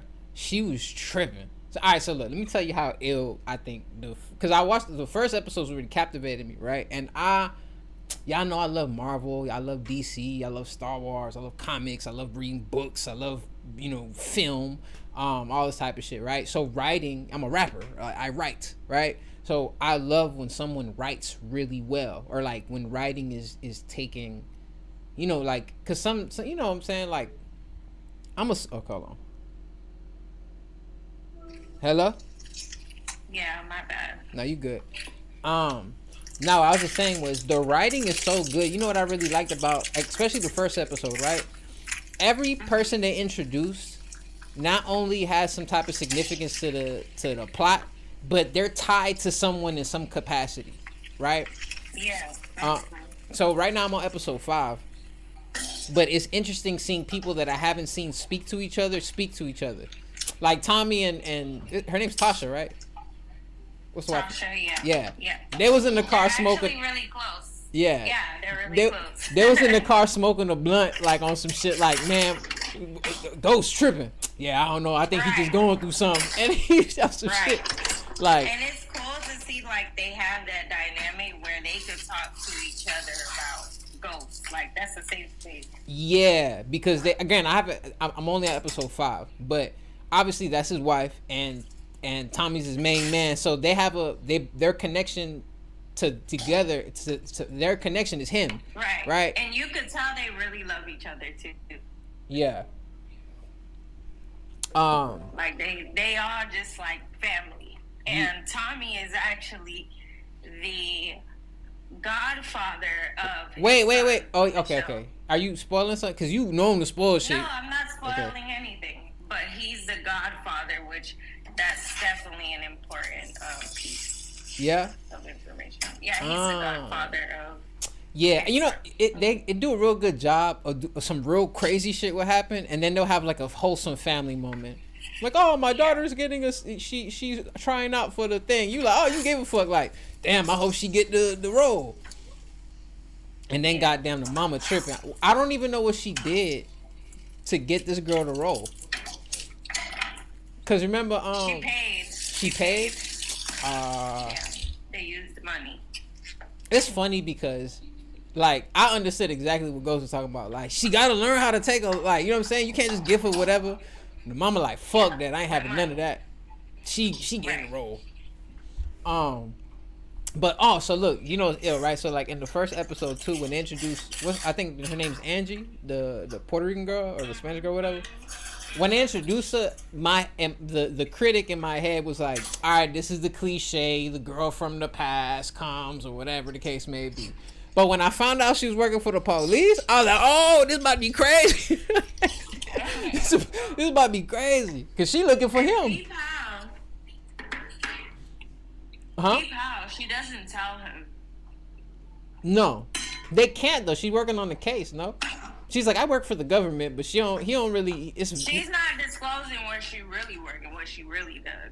Yeah, but and I'm surprised she's not caught. Well, I guess at this point she hasn't caught on that like Ghost is like in the streets for real. No, she's not gonna catch on. Nah, and I'm not gonna lie. Something that I think is an ill too. There's a mystery going. All right, so this is what the Power's ill because like again I've only watched episode 5. Every episode is character driven, right? Like the writing is based on the relationships that the characters have, and they're just going through circumstances. Like I ain't gonna lie, you remember when they were talking about doing a meeting? I don't know if it was episode 3 or 4, but they had to all meet up, and then Ghost couldn't be there because something with the club was happening, so he had to slide, and Tommy just went dolo. Yeah.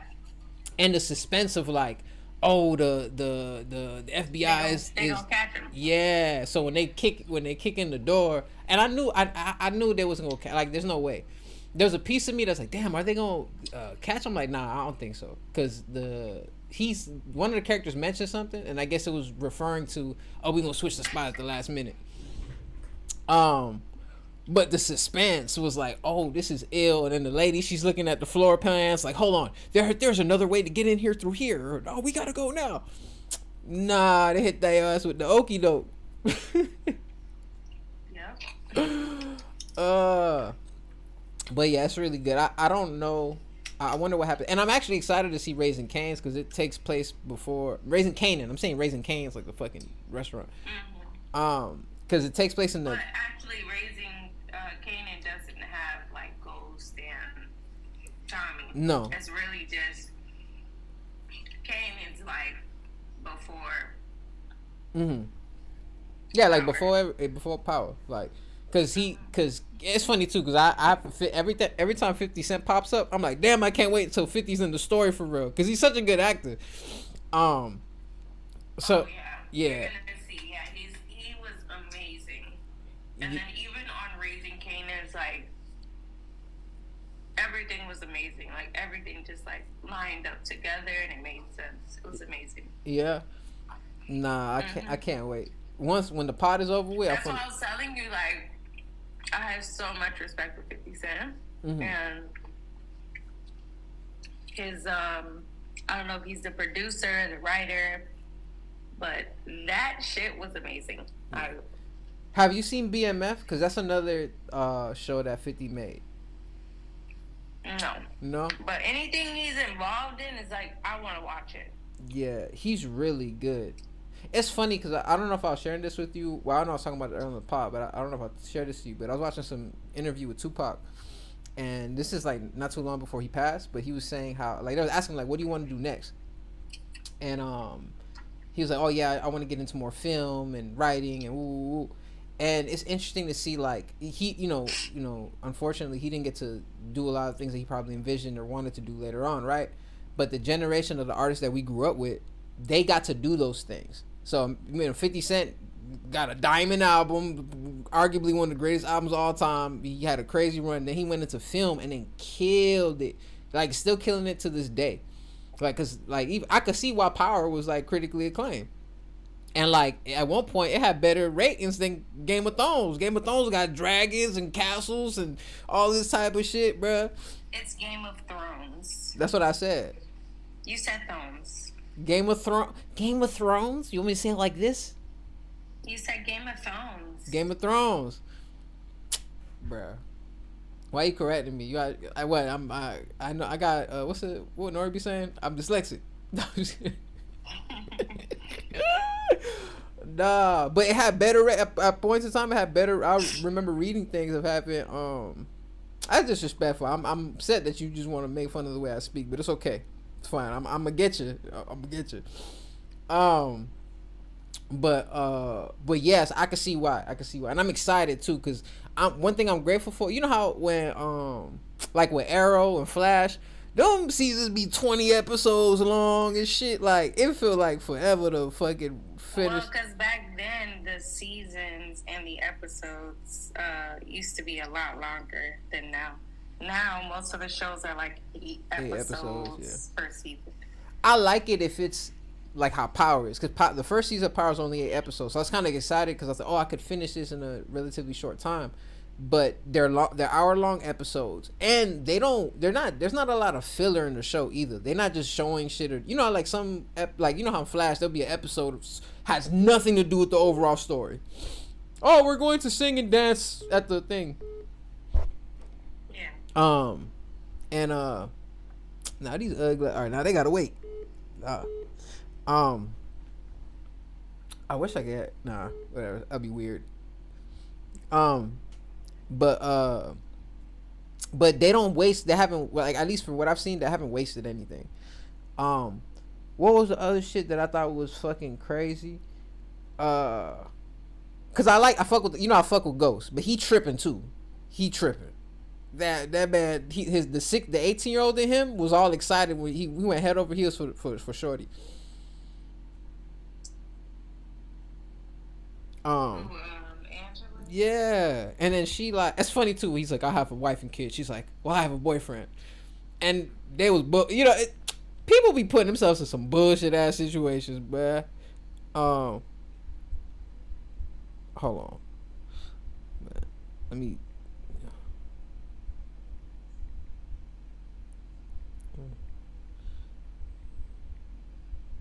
Let me tap in. Yeah, it's funny. I'm psychoanalytical of all this shit. I'm like, I ain't never put myself in no goddamn position like that. In my head, I'm like, see, if y'all communicated and you saying how you feel, then you would, what I'm saying, put yourself in this stupid ass situation. But people just be wanting to do what they want to do and don't give a fuck about consequences. Right. Oh, like, nah, that's crazy. But that shit is crazy, and the Power is super horny. This is the sex scene in every episode. I was like, what the fuck? Yeah, it definitely is. But it's fire. Like, I'm excited, and it's funny because my mom watched it. She's rewatching it again because she hasn't watched Raising Kanan. So I was telling her, like, Mom, have you watched it? She's like, no, I haven't watched it. I'm like, Mom, you need to watch it. So she's like rewatching Power so she could watch Raising Kanan now. No, you don't really need to watch Power to watch Raising Kanan, honestly. My mama just wanted an excuse to watch this shit right. again. She just want to watch really it. Yeah. Yeah, that's all. She probably, I don't know if CSI, because my mom watched CSI, all the little bullshit y'all be watching too. Like, I don't know if she watched Love Island, but she be watching like Survivor, like old, like the 2003 Survivor. You know what? You need to tell her to watch Love Island. Why? Because she'll like it. I don't know. It comes on, a new episode comes on every day, except for, I think, like Wednesdays and Saturday nights. Why are women obsessed with Love Island? I mean, it's just something to watch. It comes on at night. It comes on at 9 p.m. every night, like a new episode. What, on Netflix? It's just fun to watch. No, it's on Peacock. They play it live, or is it like it just comes on at 9:30? You play it. What do you mean? Does it come on live? Like, you know how the Breakfast Club now is live on Netflix in the morning. So for the first, it's not live. Okay. It's not live. Yeah, but it is. They are filming them every single day in the villa. Oh. Yeah, I remember you was like, you should do one of those shows. Fuck no. Cause I feel like let me ask you a question. Cause what is Love Island about?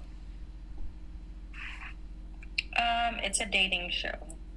So you just go on an island in Fiji and you meet.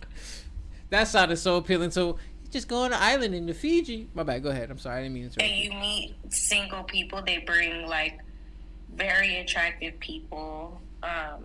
And then you get to pick who you want to explore and make a connection with. and you explore different connections to find love.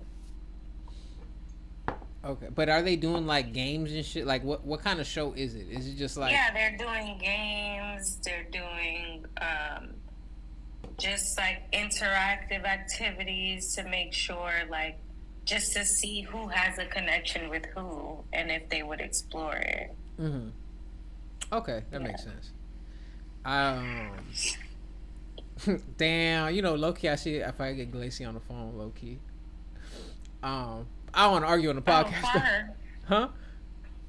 Call her? Let me see. Mm-hmm. But I can't do the double FaceTime audio shit. No? Let me see. Oh no. I'll call on the FaceTime app and then you just unselect the thing. It's the same shit. Yeah. Right, okay. On.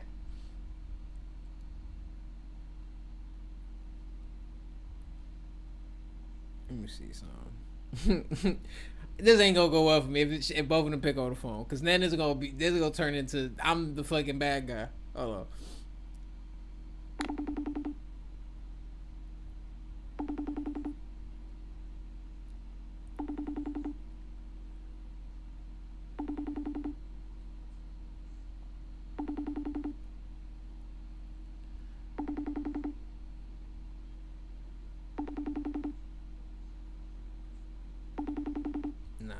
That's dead. She'll probably call later. But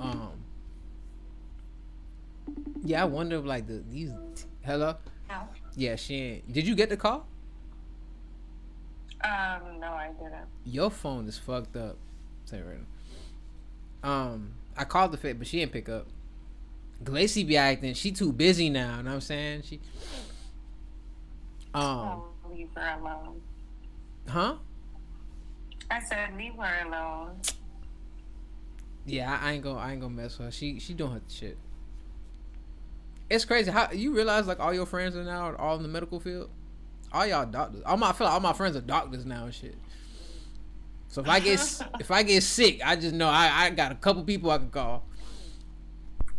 Why you can't just go to the hospital? Nah, cause I'm a find the natural alternative first before I fucking go to the doctor. That sounds like a bill to me. I know that's not good. Yo, what's happening, y'all?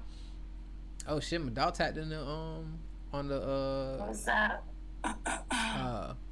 JW Web Productions. Cause remember I'm on live on YouTube, so that's how the chat is converted. Obviously, you're not. What's it called? So it's ill. So people, as I'm doing the pod, people could communicate and chat during the pod live. Oh, that's really cool. Yeah. Thank you. I appreciate it. Sending positive bags back to you, brother. Yeah. Okay, nah. let me call you back. That means you're not gonna talk to me till another day. So you have a wonderful, wonderful day. I'll talk to you later, mama. Bye. Alright, let's go jump back into the homies. It's so funny, bruh. Yeah, that's my dog. I don't think we gotta interact with Jasmine. I'm like, oh fuck it. If I'm gonna talk about power and shit like that, we'll hop on, because she was being petty. Oh, you had to wait till someone else talked about power, but when I tell you about it, you want to listen, bruh. I was like, man, just let me vibe. Like, let me. You know what I'm saying? Everything happens the way it's supposed to happen. It couldn't happen any other way. Word of Morpheus. That's not exactly what he said, but it definitely just. I'm gonna get these fools back on the phone. I ain't gonna lie, it's my favorite episode of the podcast so far, because I gotta have the homies tap in. Shout out to you, Web Production. I appreciate you even tapping in. I had the homies tap in, and Shorty's a. Oh man, hold on. Yo, bro, y'all stay with the Meta glasses. Just cause y'all in the Meta glasses gang, you got the Oakleys on, looking like a different motherfucker, bro. I don't understand what's going on right now. I feel like y'all left me out the club, bro. Well, then you needed the most, nigga. I got contacts on pause. I don't know if that's pause, but just in case, there's a Dang, your contacts. fat, bruh. You got tinted Oakleys? Is them yellow tint? Ain't not tinted, nigga. Y'all think y'all fancy. See, motherfuckers got money now. They don't know how to act, bro. You got about money, nigga. You got it too, nigga. Huh? What are you talking about? Hey Nick, what's that? What's that song? $30 million acting broke. You about to go to sleep with Jose? Huh? You're You about to go? always so positive, so definitely keep an eye out for you. Nah, thank you. I really appreciate that. We trying, man. It's positive vibes, high vibrations, all that good shit. This about to go to sleep with Jose? You think you Cyclops from the X-Men? Hold on, I'm gonna show y'all to the chat real quick. Hold on, look, hey, look, he think he motherfucking Cyclops, ugly ass, bro. This is what I go to sleep with Jose. Bruh, when I look at you right now, all I hear is No, those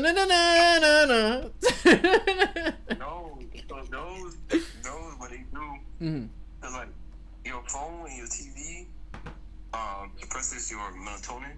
Yeah. And your it's kind of like looking at the sun. Certain rays are like being pushed through your phone and your TV. So Yeah. when you wear those like for the last 2 hours of the day, it does a better job of suppressing your melatonin. Yeah. Well, it doesn't suppress melatonin because it blocks off like 80% Hey, my dog say you look fresh, by the way, on the chat. Hey. Shout out to Web Productions, back. I might have to get these colors from my Oakleys, nigga. Wait, but that changes your vision, right? You see everything red, Yes, nigga. bro. Alright. I mean, I understand the science behind that, bro. But I'm just saying, like, that shit kind of crazy, bro. Think about it, nigga. We're not supposed to have sun after dark. Think about it. Before we had technology, and besides Alaska, I ain't talking about them niggas in Alaska. That's a whole different story. Wait, why is Alaska a different story? What's wrong with the motherfuckers from Alaska? So they got 30 days sun, 30 days night, or some shit like that over there.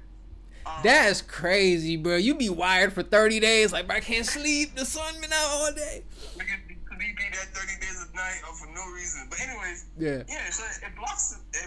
Think about it though. It makes sense. It's a dude I follow. He's a doctor, which and he sleep with him as well. And he did research and like pretty much the amber because there's blue there's shit that block out the blue in like stuff. Yeah. But the amber block off more because it also has a blue filter on it. But it blocks off way more than like blue filters blocks off. So yeah, I just wear those shits. You already know my eyes is fucked up, so that shit ain't gonna do nothing but give me a migraine, bud. I actually broke my glasses. I gotta get them hoes fixed. That boy getting fixed? Nah, cause the piece broke. This girl gave me her fucking. 30 days of sun would bug me out. Hell yeah, bro. Can you imagine? 30 days, just the sun out, bro. I know motherfuckers ain't vitamin D deficient. Pause for 30 days, bro. I'll tell you that. Yeah, but the next 30 days is no sun though. So it's like 30 days sun and 30 days no sun. Bro, I ain't gonna lie. I know there's hella call outs. Them 30 days of no sun, bro. Hella call outs. I thought it was 3 o'clock. I didn't know it was 3 p.m. Well, what I've seen, like the daytime, it looked like when the sun is supposed to be rising. It's still a little dark, but you still get like a little brightness, like a little. Yeah. But it's still dark. It's still dark. It just look like. It like dusk, right? Yeah, like the beginning 30 minutes of the sunset and the sun rising. And it's like the sun lighter them niggas. Like the sun start coming up. Hey guys, nah, you ain't get no sun. You go back down. Isn't that so? But wait, isn't that so? Don't y'all think that shit's so weird? 30 days of sun, 30 days of no sun after roads. I don't know. You know, be fucked up. This shit not true. We just sound like crazy as fuck. We definitely not smart enough to be talking about no shit like that. Cause you know everything is math, nigga. And if you don't know enough math to talk about that shit, I don't think. Fat Boy know about everything but math. That's it. If Fat Boy could build a computer, he could build a car. He could make a barbecue with 3 wires and. Cause you know it has to do with the position on the earth. So like, yeah, bro, I don't think and where the sun is at. Let me it's physics and math, brother. I'm about to ask Google. Where on the earth is this 30 days and 30 nights and why? Fat Boy probably right. No, he was saying it was weird. I was saying I don't know if we should. No, we Yeah, borrow that's ChatGPT. I was like, I don't know if we can. Where on the earth does it have 30 days and 30 nights? It's Alaska. It's Alaska. I just looked at it. And why? My bad. That was about to make. He was about to make a conspiracy theory about that bit.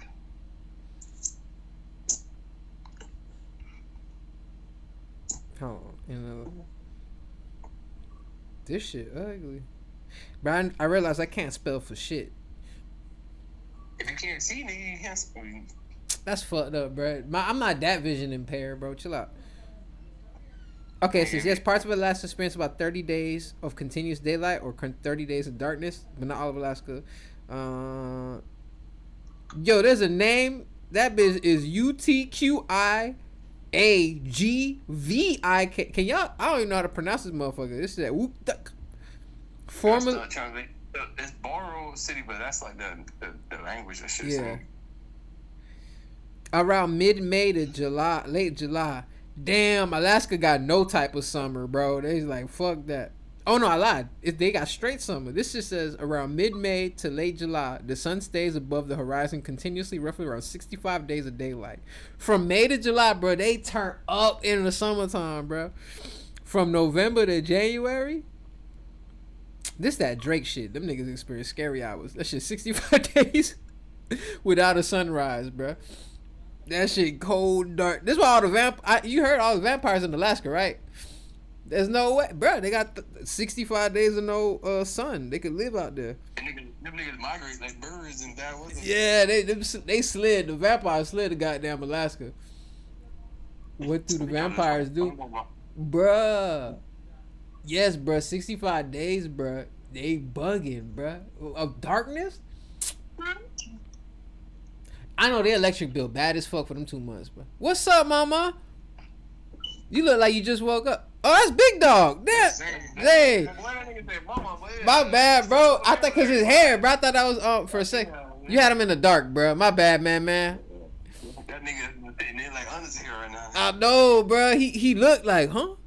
Oh, damn, that's fucked up. You ever seen that video where they was talking about Lil Bow Wow and Lil Bow's like, all right, man, she cute. He's like, nigga, I'm a boy. Like, because you know you had the long hair, bro. My bad. Ah, man, my bad, Zane, bro. Don't slap me when you older, because you gonna be a swole nigga like your daddy.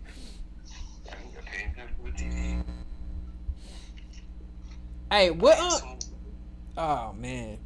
I ain't gonna lie, bro. I commend y'all niggas for being great dads. I don't know. I don't know how y'all do it.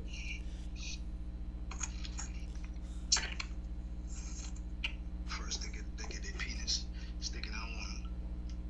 Oh, okay. That's the process. I didn't know. I've been doing it wrong the whole time. I thought it was the mouth.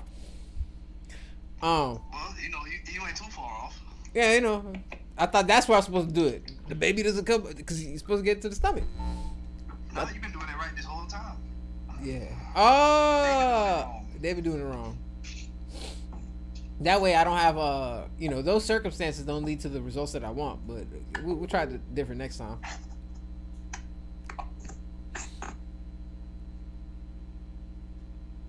Yeah, bruh. Man, my dogs, they good dads, bruh. I don't want no kids right now because I'm still selfish and I don't got, my life ain't together yet, but eventually at some point it will be. So, mentally I'm preparing because, hell no. And I be questioning to my homies now with because Fat Boy good ass dad. And his kids is like super well behaved and stuff like that. And then like sometimes I talk to my homegirl, like I heard the baby like, like what happened? What's going on? She just hungry. I'm like, damn, all that because she hungry. So everybody get cry when they hungry though. You get the cry. They never cry when you was hungry though. Because I've never been hungry before. Nah, you don't cry when you used to the shit. Nope. No. Chill out, bro. Y'all be acting like I don't eat. Y'all never see all that you on live. Thank you. I appreciate that. I hope. You say what? Nigga don't eat nothing, bro. Bro, I eat really. Bro, we was just talking about eat brown rice chicken. I'm telling you, bro, I'm finna get swole. I'm finna get my Creed on, bro. Y'all give me like 3 more months. I don't think you're gonna get. No, I'm not trying to get big. You gonna be like a monk. You gonna look like Luke King.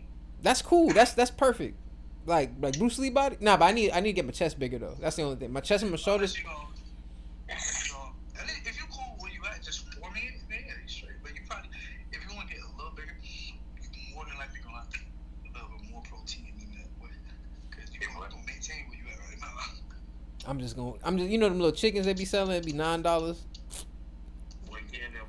That boy getting swole.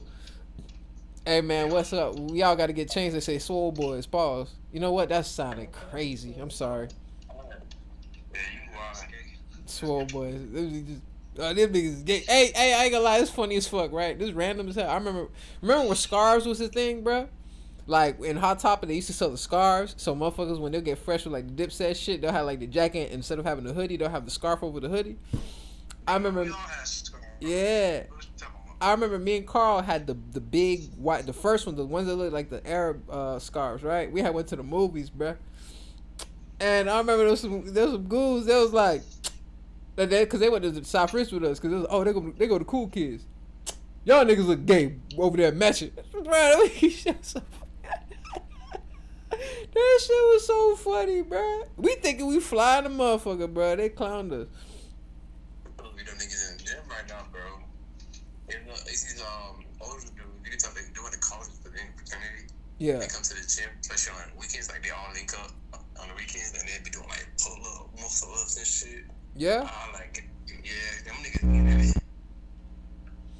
Nah, that's I don't want to be the illest. Like when I go to the gym, I'm in that bitch in and fucking out. I go do my little workouts real quick. I do 3 sets of whatever, the same muscle, and whatever, like just fucking. I treat that shit like a video game.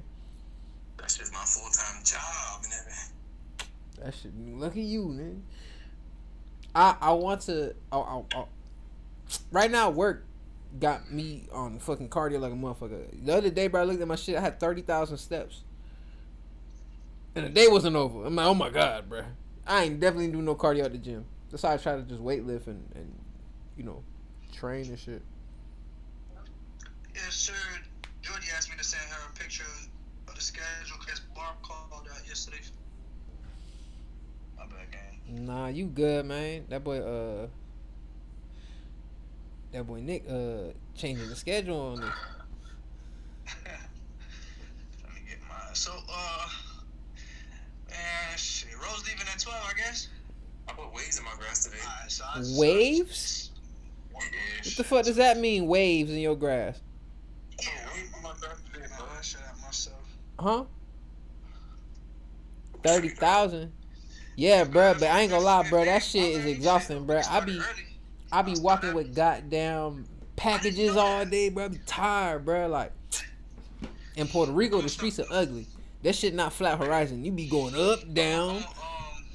They be rocks. Yeah, I just started out with you. What you saying? Yeah, I just start up on 5th and just work on that shit. Hey, I ain't gonna lie though, that shit clean. Wait, Fat Boy, you got real grass, right? You ain't got like goddamn the fake grass motherfuckers be putting. Nah, it's real, boy. Exactly. Your shit healthy. I've been putting fertilizer in them motherfuckers. Fat Boy, you need a fence, bruh. I'm getting a new house. Oh, that's true. You see the waves, Nick? Hold up. That man flexing the yard, bro. That's nice. Put on that bitch, bro. That shit had dry spots, brown spots. I don't see shit. And on the chat, bro. What's up? Da, na, na, na, na, na. Shut your ugly ass up. Hey, I made this 5 beat. Look, hold on. It's not that. It's straight right now. Okay. Oh, no, I can't log in. I'm assuming your beats should be straight, yeah. Nigga got gay beats. Shut your ugly ass up, Fat Boy. You got a whole album about cooking. That nigga producer named Batima. That boy, the cook one. Diamond. Hold on. Diamonds are forever. We don't. Have you seen the documentaries? What you're talking about with the street being? Yeah, bro. The streets in Puerto Rico, they all this shit. Like, I don't know. You ever played the game Death Stranding?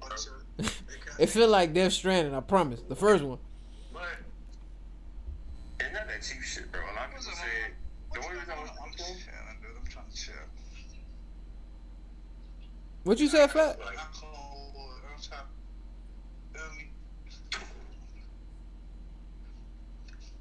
This motherfucking Nick don't be doing nothing at work. He be walking around, hey, what you need? Alright, bet. Send another motherfucker to do that. That's cool. That's what leaders do, bro. That's what Cameron be doing. That nigga gotta sleep the time. They got that bitch off. There you go, Cameron. 2 hours. No, what you? Cameron do be doing nothing. I don't even know what Cameron do. That man. Nobody knows what Cameron do,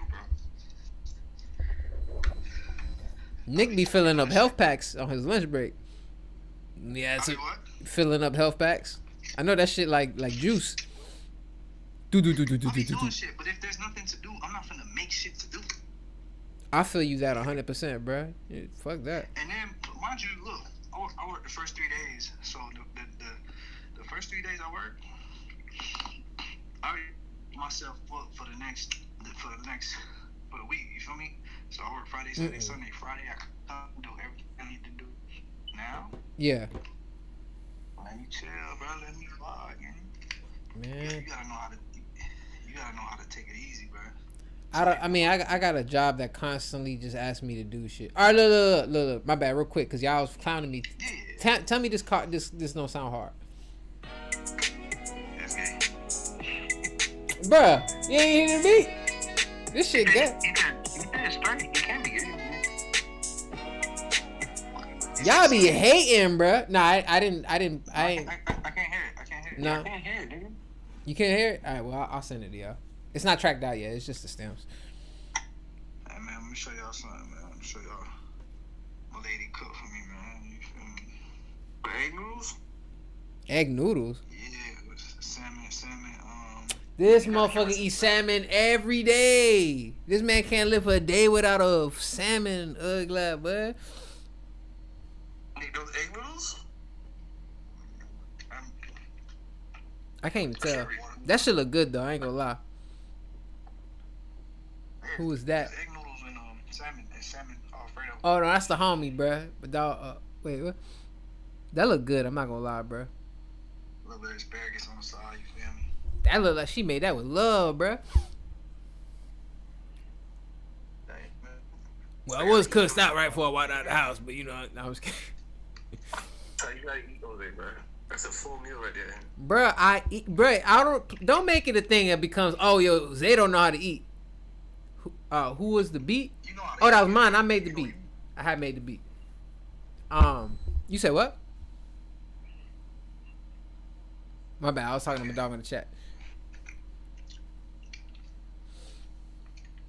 Nah, but y'all be cause then it's gonna be a thing. Oh, Jose doesn't eat, bro. I can't be getting this swole without food, bro. Like, and I'm just saying, I'm gonna be swoller than you and Cameron, bro. And then I'm gonna stop. Then I'm gonna go back to my normal weight. But I just gotta prove a point. I'm not swole. Cameron is 15 pounds, 17 pounds heavy. That's a lot of muscle. That's a lot of muscles, bro. And Cameron be eating hot dogs, ramen, fucking whatever he want. That shit don't mean nothing to him. Actually, I think Cameron actually eats like very For sure, yeah. high protein shit. Yeah, I'm bullshitting. I nigga eat a lot of Greek yogurt for some reason. But the thing is too, like, yeah, he do eat that shit. That nigga, I think, he would just be, he make sure he eat. Gain that muscle and that weight. But Cameron been working out for a minute now. So Yeah. it take time naturally. You know, them roids with him, man. That's like, Yeah. It's full of, like, Uh-huh. it take time, bro. I was doing research, bro. They said a nigga peak, which is a lot of fucking muscle, like a regular without steroids is only like 40 pounds, bro. At most, like that's your peak. They said when you hit 40 pounds of muscle, nigga, on top of your weight, it's like, but 40 pounds of muscle? Wouldn't it be more? Man, how much is your organs and bones weigh, bro? Like that shit heavy. I don't know. I know my smart scale. That shit measured now. I don't know how accurate it is, but I don't know, nigga. I must be behind the technology, bro. Because sometimes y'all be saying stuff. It's not in my comprehend. It's not in my dictionary. I said, "Fuck." Should have took that class. I don't know, bro. But I do. I want to start using my smart scale. I have it. I just don't use it. Mhm. But I need it breaks down your muscle mass, your water weight. It tells you if you low in water. It tells you your fat percentage. Tells you like fucking everything, bro. Yo, let me tell you about this. These noodles, man, it's just 2 ingredients: egg and flour, bro. Oh, okay. That's it. No spices, nothing. No seasoning. Cause seasoning is an ingredient, isn't it? Mhm. So no seasoning. Just flour and. You know how to make it, nigga. I'm talking shit. Nah, I eat boring as fuck. Unless the thing is, my days off. That's when I treat myself. I'll go eat some bullshit. Not even bullshit. What the fuck I ate today? Nigga, I had sushi and I had some like a coconut pliable, not pliable. What's it called acai bowl? But I had a coconut base. That bit was hitting. I know Puerto Rico, man. Listen, okay, hot. Some shit, man. I already know. Man, bruh, even today I bought some mangoes, bruh. Them hoes is ripe, and it was like $1.50. I'm like, hold up, man. I'm about to eat all these hoes. Cause um, at least for me, that hold on, my bad. Yeah, at least for me, goddamn, I just want to have, cause bruh, I like yesterday. I got in at 8:30. No, I lied. I got in at 10 because I had work the night till like 11 o'clock the other night. So they want me to. They're like, oh, we'll let you come in a little later. So I came in at 10, bro, to 9 to 9 o'clock essentially, bro. But it just feels like it's non-stop motion from the moment I walk in that bitch. All right, load the truck, do this, down the third, pull up, walk, and then you just walking till the shit done, bro. And it feel like that shit never over with. It's an adventure. That's not, bro. Yo, I used to love, like, when I was delivering medication for people, Mm. just hit the road, but that shit could take a whole fucking day, bro. Yeah, I know, bro. Bro, when I was doing Instacart, that's how I fucked up the Benz, well, the second Benz. That shit, I killed that motherfucker doing Instacart every day. But bro, I'll leave the crib at 9 a.m., come back home at 9 p.m., bro. It probably make like 130. And my goal was always to make $130. It's $30 because $30 would be sufficient to me to fill half the tank, and then I'd make $100 profit. And then the science was like, all right, well, if I do this every day, in 30 days, I'll have $3,000. Which was sufficient to pay my bills at the time. But it kills your car, bro. Especially in Miami, bro. You get drive to Homestead. Now drive to fucking Wynwood. Nigga, from Homestead to Wynwood is crazy, bro. I don't think it's nothing that shit. But you doing the medical shit, that shit pay better, no? And don't it like I just feel like the drives, bro, be different. Like delivering medical shit. Yeah. It's better to a degree, but when like a lot of times with medical shit comes with on call. So like you gonna have to be on call like certain weekends when ain't nobody working. Mm-hmm. You got to be medical emergencies happen, so you gotta be on call to usually weekend. Yeah. You on call chilling, they got a delivery, you gotta go do it. Damn, then I'm sure they got that shit in Puerto Rico. I don't got no time though, bruh. I wish I had more time than I had, bruh, cause my shit just be limited like a motherfucker. Jay Rizzle. You're not gonna get paid as well as you do as delivering as a delivering in the mail, bro. Cause I was getting like $16, $17 an hour. Well, maybe today Yeah. Nah, bro. I would say stick with what you're doing. Try to go full time, like in terms of like where you have your own routes and shit. Yeah. Nah, I don't know if I told y'all boys, but I'm studying. Like they have a thing called the ET, not ET. Yeah, ET position, right? It stands for electrical technician or whatever. Even though reading into it, it's a bunch of shit I got to go through before I can get to that point, right? But essentially, to qualify, you don't got to go to school or degree, nothing. You just have to pass this test. So I'm learning about electricity and fucking voltage and goddamn watts and all this bullshit. Um, ChatGPT low key lit as fuck when it comes to learning shit, cause like I'm over here or whatever AI, cause I'm breaking it down so I can keep and it like I'm studying myself. So hopefully I can, cause if I get some shit like that, unless God willing the pod pop off, a tape go platinum, something, get a movie role, something, save me please. I'm just playing. Big Pete the Garden, dog. Fat boy, man, fuck it. We gonna open a grocery store, bro. That boy, look, bro, fat. That shit look good. Fat, bro. That shit look healthy too. Shit green as fuck. Yeah. Fat, bro. You can start selling packs of kale, bro. And nigga said he was walking. He's like, "What's something I can make that everybody need? Vitamin water, nigga." I didn't realize how much vitamin water vitamin water has, but yeah, I ain't gonna lie. People don't need no damn vitamin water, bro. That shit is sugar. They need vitamin, bitch. I ain't gonna lie though, the pomegranate one, the one that says XXX on it, that shit tastes good as fuck, bro. I had this shit the other day at work. I said, damn, this shit kind of good. No, and also I'm finding out like they're, like a lot of shit be like 0 calories. Yeah. It's a workaround wording, everything when it comes to the FDA and all that other shit. So pretty much, if it's a certain amount of, it's like a big ass finesse. Mm-hmm. So certain things that say, if it's like below 5 calories per like 2 ounces, it's gonna be considered. I don't know. It gets real technical. I gotta really look into it. I just found out about that shit today. So now I'm like, that's interesting. Word, I didn't know that. The homie said that the electrical stuff pays big money in construction. I'm just trying to get me a nice little position at the post office, unless my dreams come true, that I could just not be on the streets delivering mail and being yelled at. Why haven't you delivered 10,000 packages before 9 o'clock?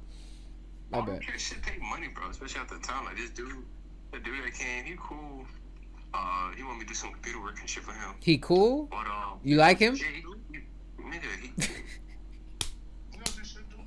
I mean, you just said, bro. He this dude cool. How he cool, bro? Like, why you got? All right, cool kid. Yeah, kid. No. It's different. Look, I have the cool kid tatted on my forearm, right? But you said another grown ass man is cool. Hey, yeah, that dude kind of cool, bro. Yeah. What? You could have did some shit up here, like, and did an apprenticeship and electrician, and they pay like $22 an hour. And then once you've done like, I forgot how much hours the electrician apprenticeship shit is, but once you do that, you could apply for like your master electrician shit, be making like 30 plus, like, and the hours is way better than that shit that you're doing. Or you could do that for. So if someone does an apprenticeship, they get paid during the apprenticeship. Yeah. You don't need to go to a trade school. You just do you like there's an apprenticeship. There's an apprenticeship for plumbing and apprenticeship for you just go there. HVAC, all that shit. Because there's an electrician one up here where you can either work straight for Disney, right? Like you can do electrician for Disney. In Disney? Hold on, nigga. I'm about to. Starting out, you get $21 an hour, but once you're done with the 4 years and graduate, you move up to $28 an hour. But if you do like commercial buildings, you start out at $18 an hour in an apprenticeship where you go to school. It's all free, nigga. You get paid for it. You go to school. You go to school like 3 days a week. Then you're helping the master electricians the other 2 days, and then once you're done, you go from $18 an hour to like I think it's 30. So like. Oh shit! So it's a lot of shit niggas could do. Yeah, so It's funny because the homie in the chat said you spitting facts. I'm like, shit. Hey, niggas might move me back to Florida. Hold on. It looks like apprenticeship.gov. You go in there.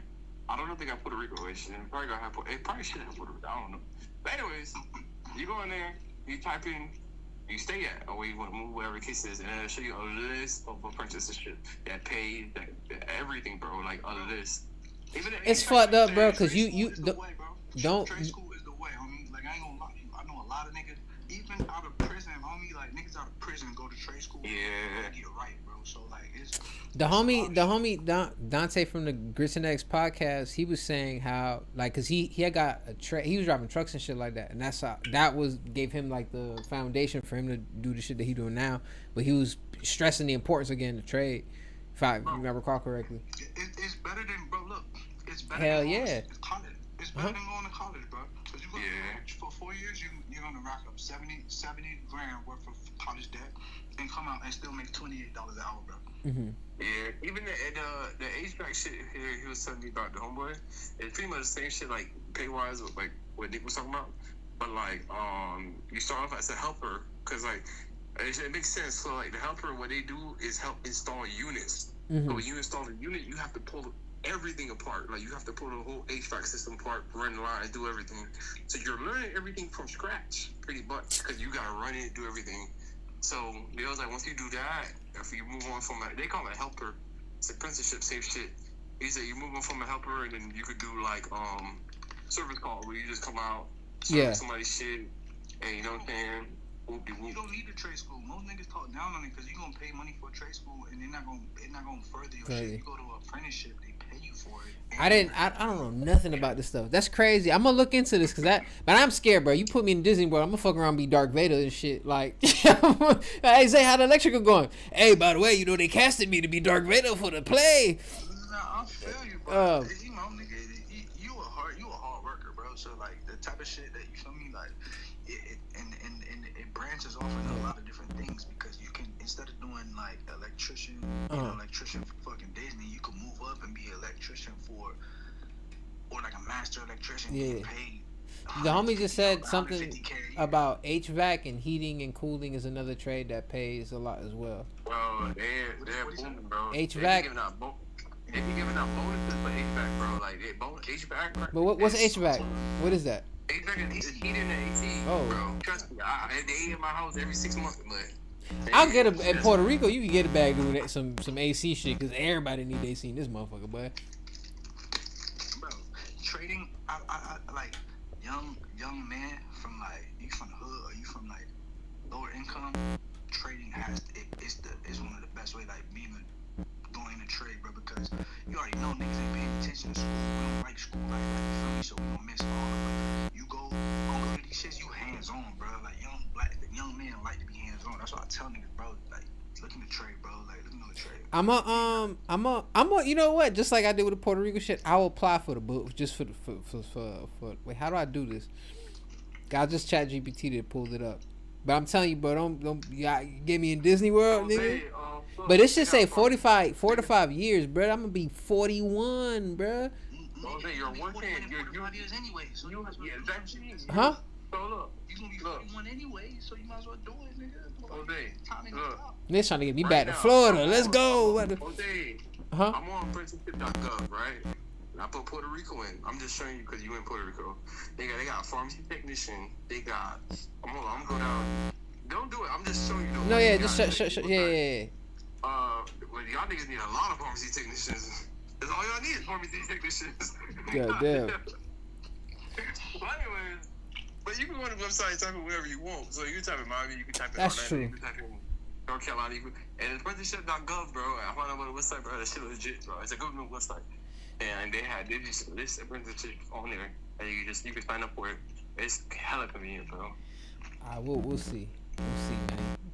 But also, niggas don't believe in the pod. They're like, niggas go be an electrician, nigga. I'm just fucking with. Niggas never said that. But they also, what I'm waiting for right now. Yeah. And you should be able to. Yeah, you should be fine. So, you don't not talking about the details, but I'm gonna let you know what it is. So they came out with a new branch. Hear me out. Mm-hmm. I'm not going into the active duty, but they came out with a new branch, cybersecurity. You don't need experience, but it's pretty much it's an apprenticeship. They're paying you, they train you.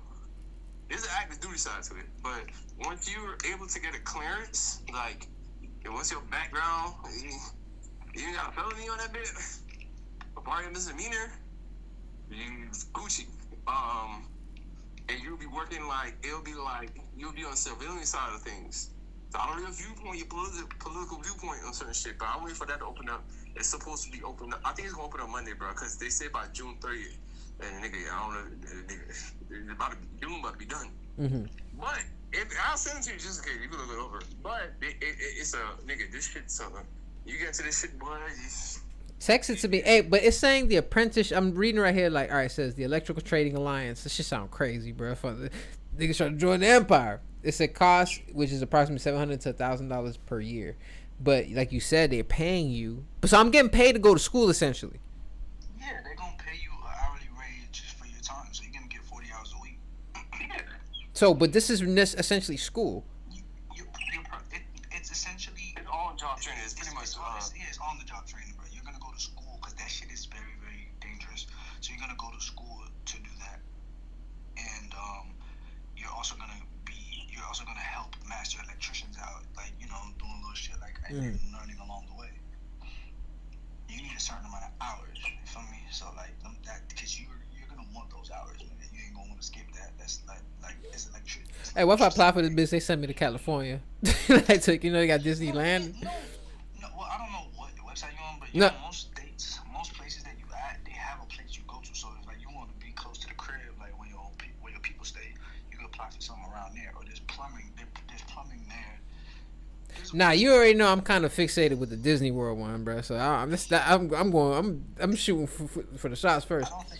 So you can do electrical work and the pod and make beats all at the same time because you only be working 8 to 9 hours a day and an extra time. That's true. Huh? Well, this is like what I heard at least, because even when I was working at base of Homestead, welders, they'll try to get into like federal. Then they just feel contract with them niggas. Their job is easy because like welders, like it's not like federal. Their niggas gotta like hold up, like rebar and all of that shit.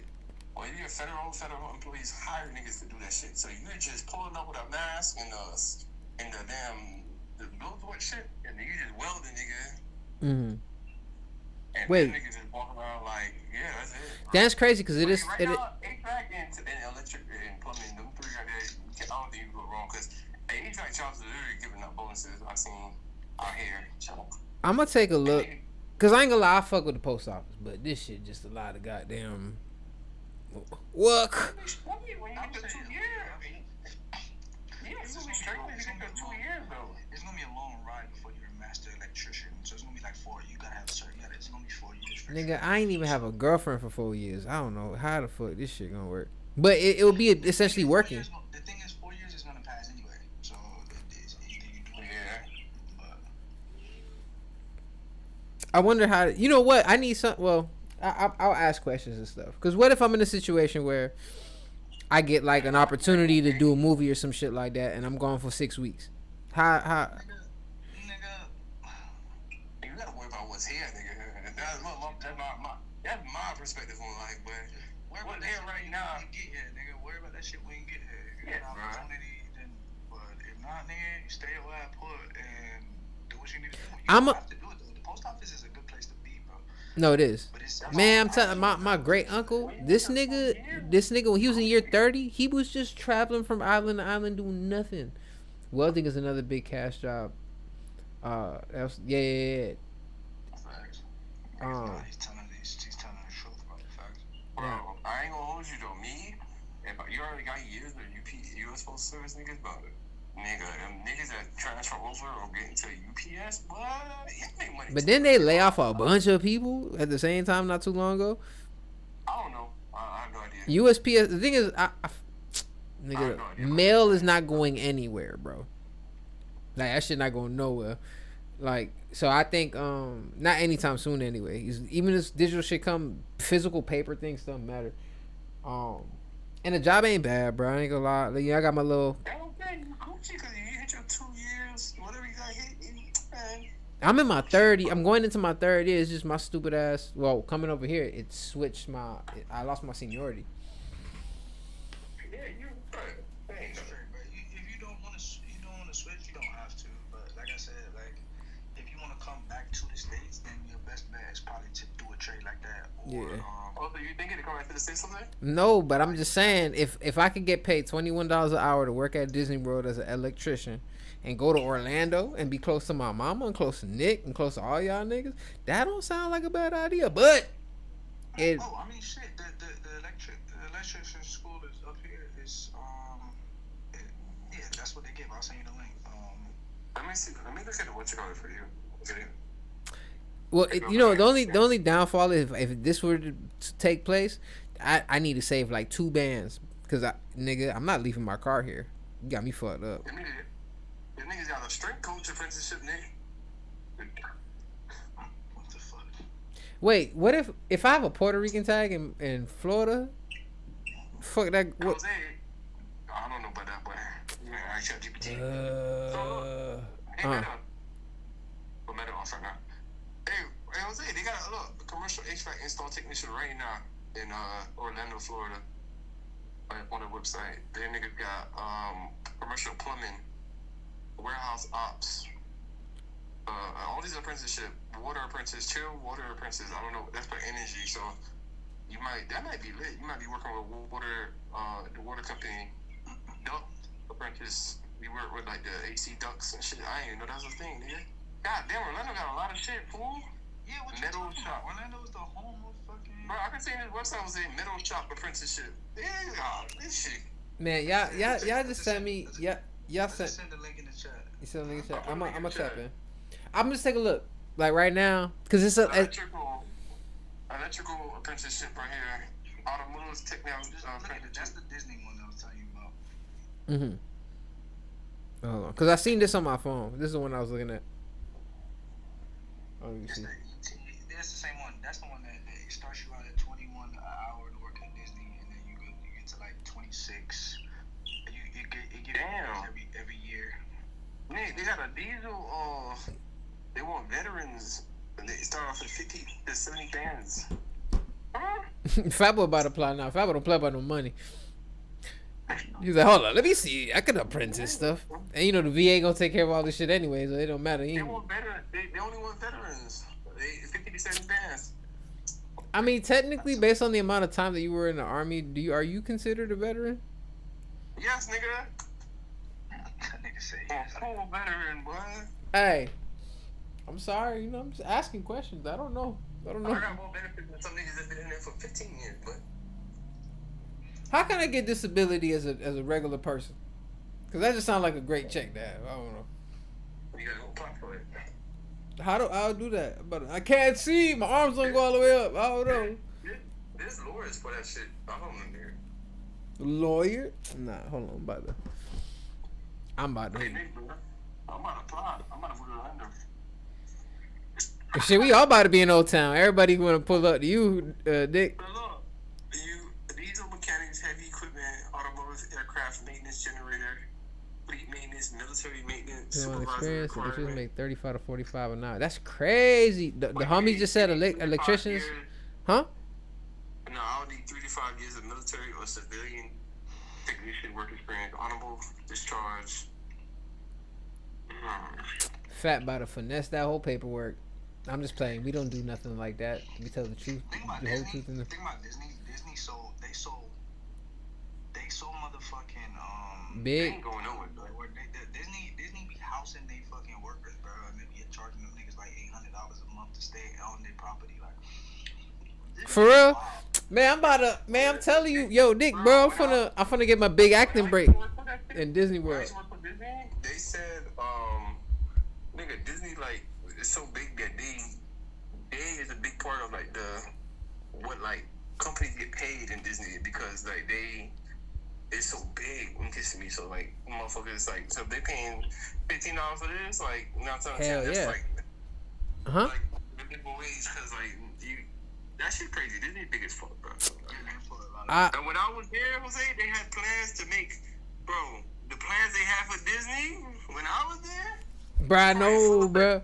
That shit probably in full effect now. Bro. And I'm gonna tell the story real quick because it's funny because Jazz was on the pod earlier when I hung up. So my dog Fat Boy used to work at Disney World. I'm not gonna disclose any information I don't need to disclose, but I'll say this: he finesses in there. He's like, "Hey, bro, let me holler at you real quick." He's like, "Look, this what you," because I'm thinking he's like, "Oh, we go." You know, my sister used to work at Disney World, so I'm thinking like, we gonna get the. For that nigga, I was a supervisor for a temp company. Go ahead, you tell the story better than me. Go ahead. No, I'm gonna tell this bar out. Okay. I'm a supervisor for a temp company, so pretty much if I need to bring new employees for onboarding or first day of work, I have the authority to do so. Bet, right? So I don't know none of this shit before I pull up. Fat Boy like, man, pull up. You finna go. You gonna get inside Epcot. Alright. I'm thinking this nigga Fat for to give me the tickets and shit to like go into like the little family pass shit or whatever. This nigga said, "Hey, come in, meet us in the back." Bruh, this man wrote on a piece of paper. Hey, all right, this is what you're gonna do. You're gonna walk down. You're gonna go to this door. Show him this piece of paper. Walk down this goddamn hallway. Go straight down. Don't look at nobody. Jump on the bus. Nigga, the bus? What the fuck? The bus? What you mean? We had employee buses, not a regular bus. It was Disney employee bus. Bruh. It was an HSC, Moroccan, Japanese, everything. Bruh, me and Jazz was sitting next to a goddamn nigga in his suit without the helmet on, and another lady with the dress. Like, and we in that bitch fresh. And I'm like just looking like we not supposed to be there, bruh. Oh my god. And it's funny because we got in a fight right before we left. I was like, bitch, we can't be fighting right now. I say bitch. That's just for context. I'm like, bitch, we can't be fighting right now because we got to sneak out of here just like we snuck in. Because I don't know where the fuck we parked at if we walk out to the front. Bruh. Oh my god, bruh. Hey, well, they could be a respiratory therapy with you, boy. They got respiratory daycare help center. I cannot be in the medical space, bro. I can't. I'm finna be having nightmares. He's gonna have to go to school for 2 years with no paper. No, I can't. Let me read it though. Hold on. I can't, bruh. I can't do the medical field, bruh. I don't want to see nobody dying. I don't want to see nobody bleeding. None of He's gonna have to go to school for 4 years with no paper. No, Yeah, I think- nah. hold on. I think you- Take it from me, only if only go for disabilities, you absolutely cannot work. It has a way of killing your soul if you don't have ambition. I bet. I want extra paper though, man. I still got some other extra check would be great. Nothing. What they said? No, the homie is like, take it from me, only go for disability if you absolutely cannot work. It has a way of killing your soul if you don't have any ambitions. I guess meaning because you get an extra paper, so you might not. Yeah, you get used to that. Yeah. You lose motivation. You gain weight. You probably it's a lot. You know, I know a nigga that he retired early. He retired at like 40, bro. And he said like after about 6, 7, 8 months, like he had nothing to do. He got depressed. Like went through depression, started doing drugs and shit like that. But the human mind is a very very like a very volatile thing. Like that nigga said he got bored as fuck. He was just doing shit to do shit. Like I tell niggas, bro, stay busy. I can't, bro, because I fuck around. I fuck around and develop a corn problem, and Corn problem? No, that's a big ass problem in America, in the world, boy. That's why I try to stay away from that shit, bro. Nah, you know what? I stopped. But now my shit been now like I be looking at the hentai games for fun now. When I seen that Chainsaw Man game, now I was like, let me see what the fuck they got going on. I want to see how creative motherfuckers get. That shit crazy. Huh? That shit was a memorable. They keep talking about this. That shit was a memorable moment for It was, bro. I was so impressed that someone had the audacity to make a chainsaw. Not with a chainsaw, but it was the dude, the main character, and I cracked the girl with the horns on her head. I cracked her, bro. It felt like I did it because you had to select the you had to select the dialogue. So I was like, all right, baby, what we gonna do? And then she rejected me the first time. Hey, man. I tell niggas, man, that's why I tell my young niggas, bro, man, go do a trade. Look, this the secret, bro. Go do a trade, right? Get a little shorty that's loyal. man, how you a little family, you coolin', bro. Like, that's what you supposed to do for real. Get you a nice little Toyota. I don't know if y'all peeped the cars, bro, lately, bro. The government been kind of going crazy, but they've been burning up these fucking junkyards and shit like that. Yeah. Bro, like new cars are breaking down at 20,000 miles now, 30,000 miles, bro. Like, I'm not just talking about like your normal Nissan transmission. Yeah. Fucked up. I'm talking about like Range Rovers, bro. Everything getting fucked up. Like, shit getting crazy. I ain't gonna lie, I love my Mitsubishi, but I'm like, Japan? Nah, they don't be playing around with this. That's probably your best. That's probably like your best place to get a car from, because these European cars, bro. Oh my god. Nah, because they don't give a fuck. They don't even got parts, bruh. Motherfuckers, where they get the parts off, they blowing shit up over there. They gotta wait. Y'all throwing bombs over there? Hold on, we need this shit. Can y'all wait for 2 weeks? Every car getting fucked up. And it's fucked up, bro, because you know what? We got a CDL A driver apprenticeship in Lakeland, Florida. That's Orlando, pretty much. So y'all get 13. I wouldn't recommend. Like, truck driving is amazing because it pays so good, bro. But I wouldn't recommend a real nigga to do that. But your health and your I don't know what it depends which one it is. But you get paid $900, $1,300 weekly. CDL pass, not gonna gross guarantee. You know, when you pass the CDL, It's 1,800. It ain't crazy. You guaranteed to make. I don't know, nigga. 900. Let's see if I can holler at these patients real quick. But if they for your CDL though, and you get paid while working, it's pretty. I don't know. I mean, I'm not opposed. You know, it's funny because like I was even talking with Jazz earlier, and she was in my chest like, "You need to hurry up and move." Bitch, well, listen, I wanna rack up. Where, nigga? That's what I'm saying. Like, I was trying to explain to her like, listen. The economy back here in these states. You know, she a little privileged, bruh. She live in a different universe than us. Florida's going through a housing crisis right now. Yeah, and everybody's having their own little shit right now. They talking some houses about. It was a house on Zillow that shit went down 80% of the value. That shit's $1 million house. That shit went all the way down. Nigga, cheaper than my house, nigga. Now, because like, I don't know, bro. People getting scared. Like some people getting scared. Trump said they ain't gonna fuck with it. He can lower it down, but he said he not, because my whole thing is I think I got no perspective on that. But you know, I was watching Effective Immediately, and there's these people called the Acre Boys, right? And they had them on, and what they're doing is they're buying land, like as cheap as like $1,500 type shit, right?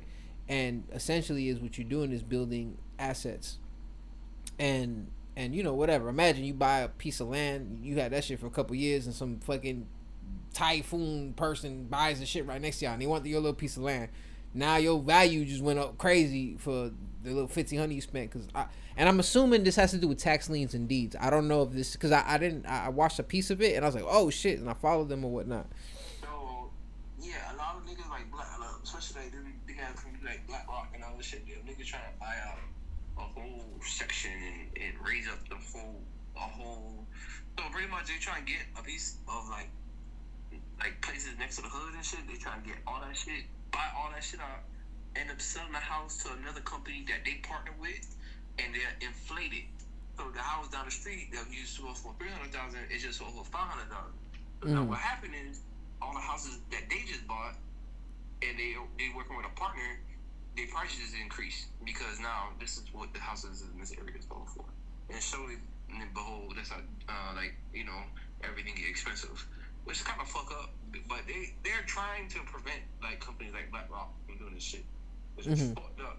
So yeah, like if a nigga buy some land and they want to build a community next to that shit, they're gonna pay him a fine penny for that shit, because them niggas got so much money, bro. They're going to buy it out.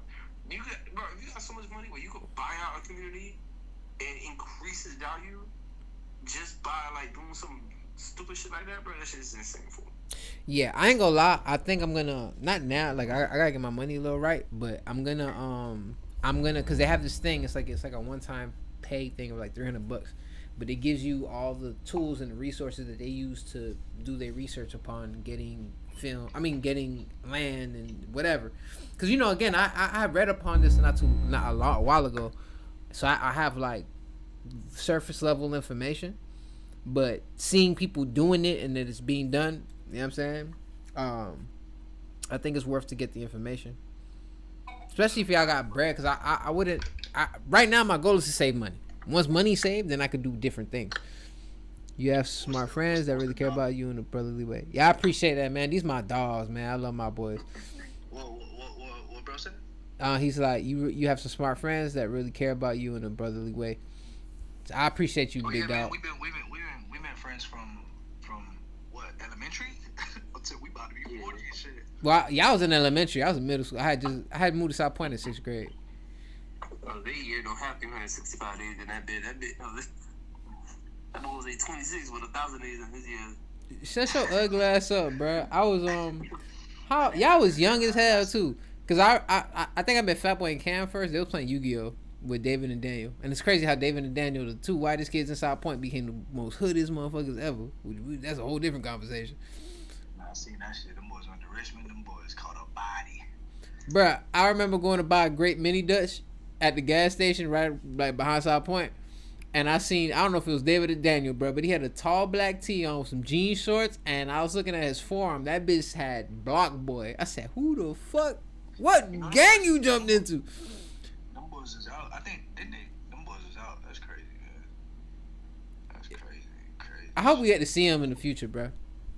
They came out. They got out at 29. I remember, and shit. They probably in their 30s now, but they got out. I think I'm a year older than them boys. I was 30 when they got out. And shit, this was 3 years ago.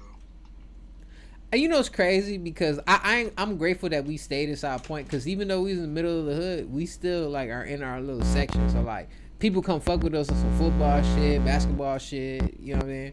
But we ain't like, you know what I'm saying? Like, I wonder what David and Daniel experienced for them to like, me take that route. I think the allure, bro. The allure of it, because they had the allure of being in the streets is way better than the actual streets. And being in the streets is like you being tough, right? But them niggas was always they always was about it, because remember they always wanted to fight.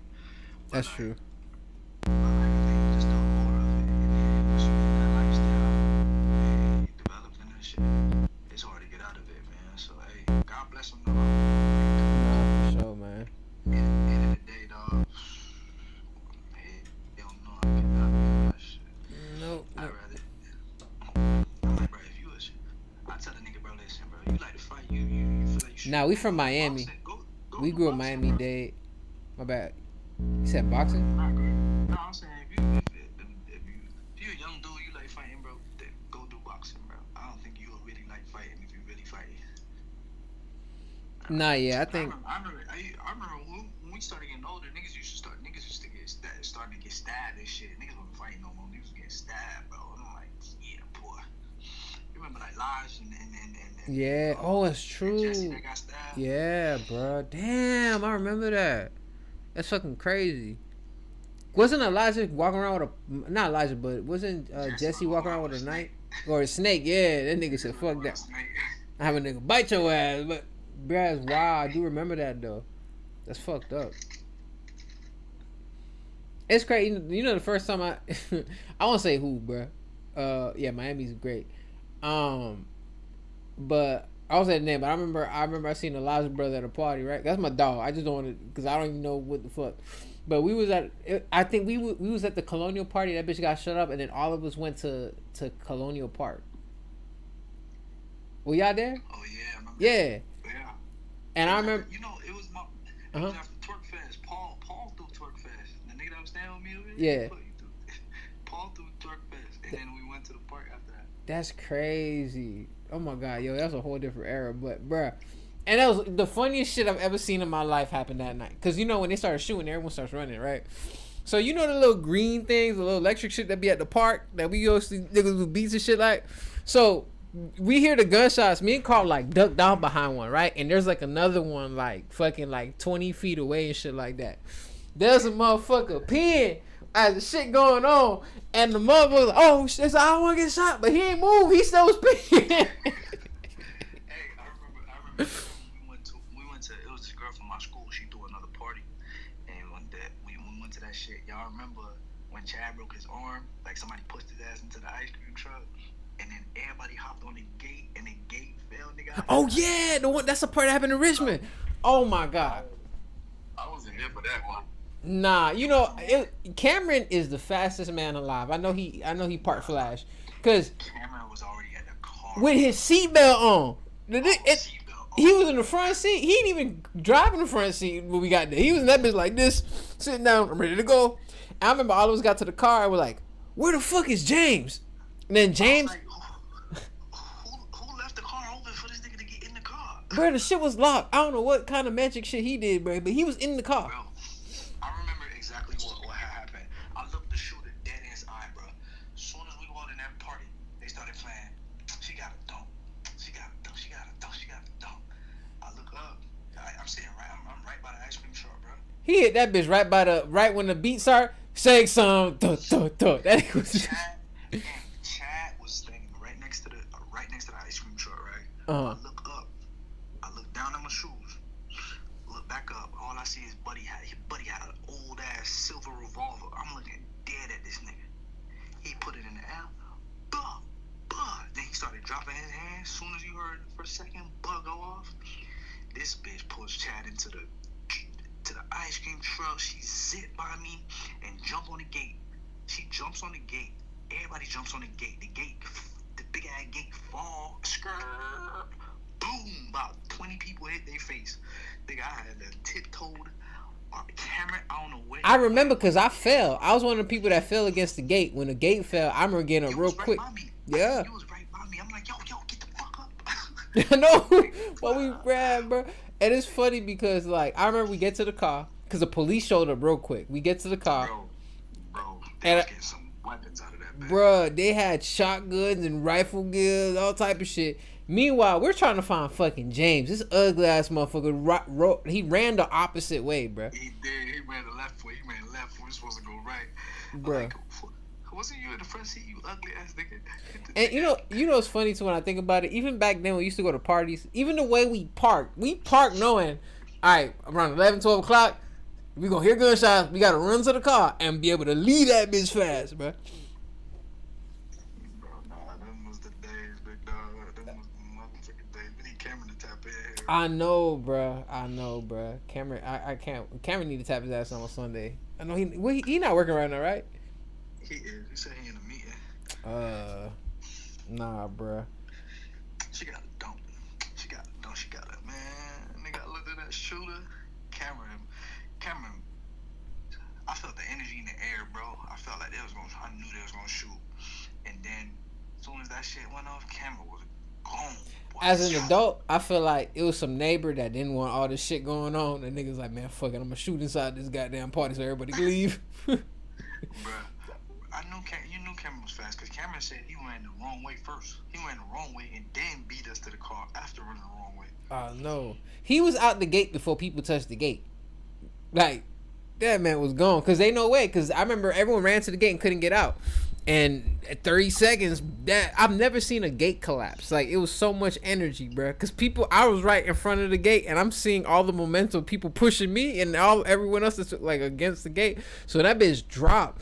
I remember I hit like pause. I hit my knees hit the floor and my hands, and so I wasn't like all the way down on the ground. But I looked to my left, and there was a shorty that fell. I think it was the same shorty you talking about. And I see a motherfucker foot like go across her face. I said, I gotta go. I can't save you. Yeah, shorty got stepped on. Chad got his arm broke. That shit. Cam said some nigga threw a bottle on the ground and a bitch slipped on the bottle.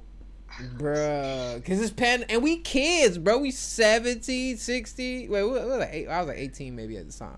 We might have been 16, 17, 18. Yeah, so like, we not even, you know what I'm saying? We kids. Everyone there's essentially in our age group, bro. So like, and you know, even though we knew people that was on that type of timing and shit like that, it wasn't within our space for real. So like, that shit was just crazy, bro. That shit was crazy. Even like, I think about, you know, you remember that party in Colonial where Iceberg was at? Yeah. Cause I remember that's the first. Huh? Same girl from my school threw that shit too. Yeah, I remember. Cause I remember that's when Nisi and Roger started talking.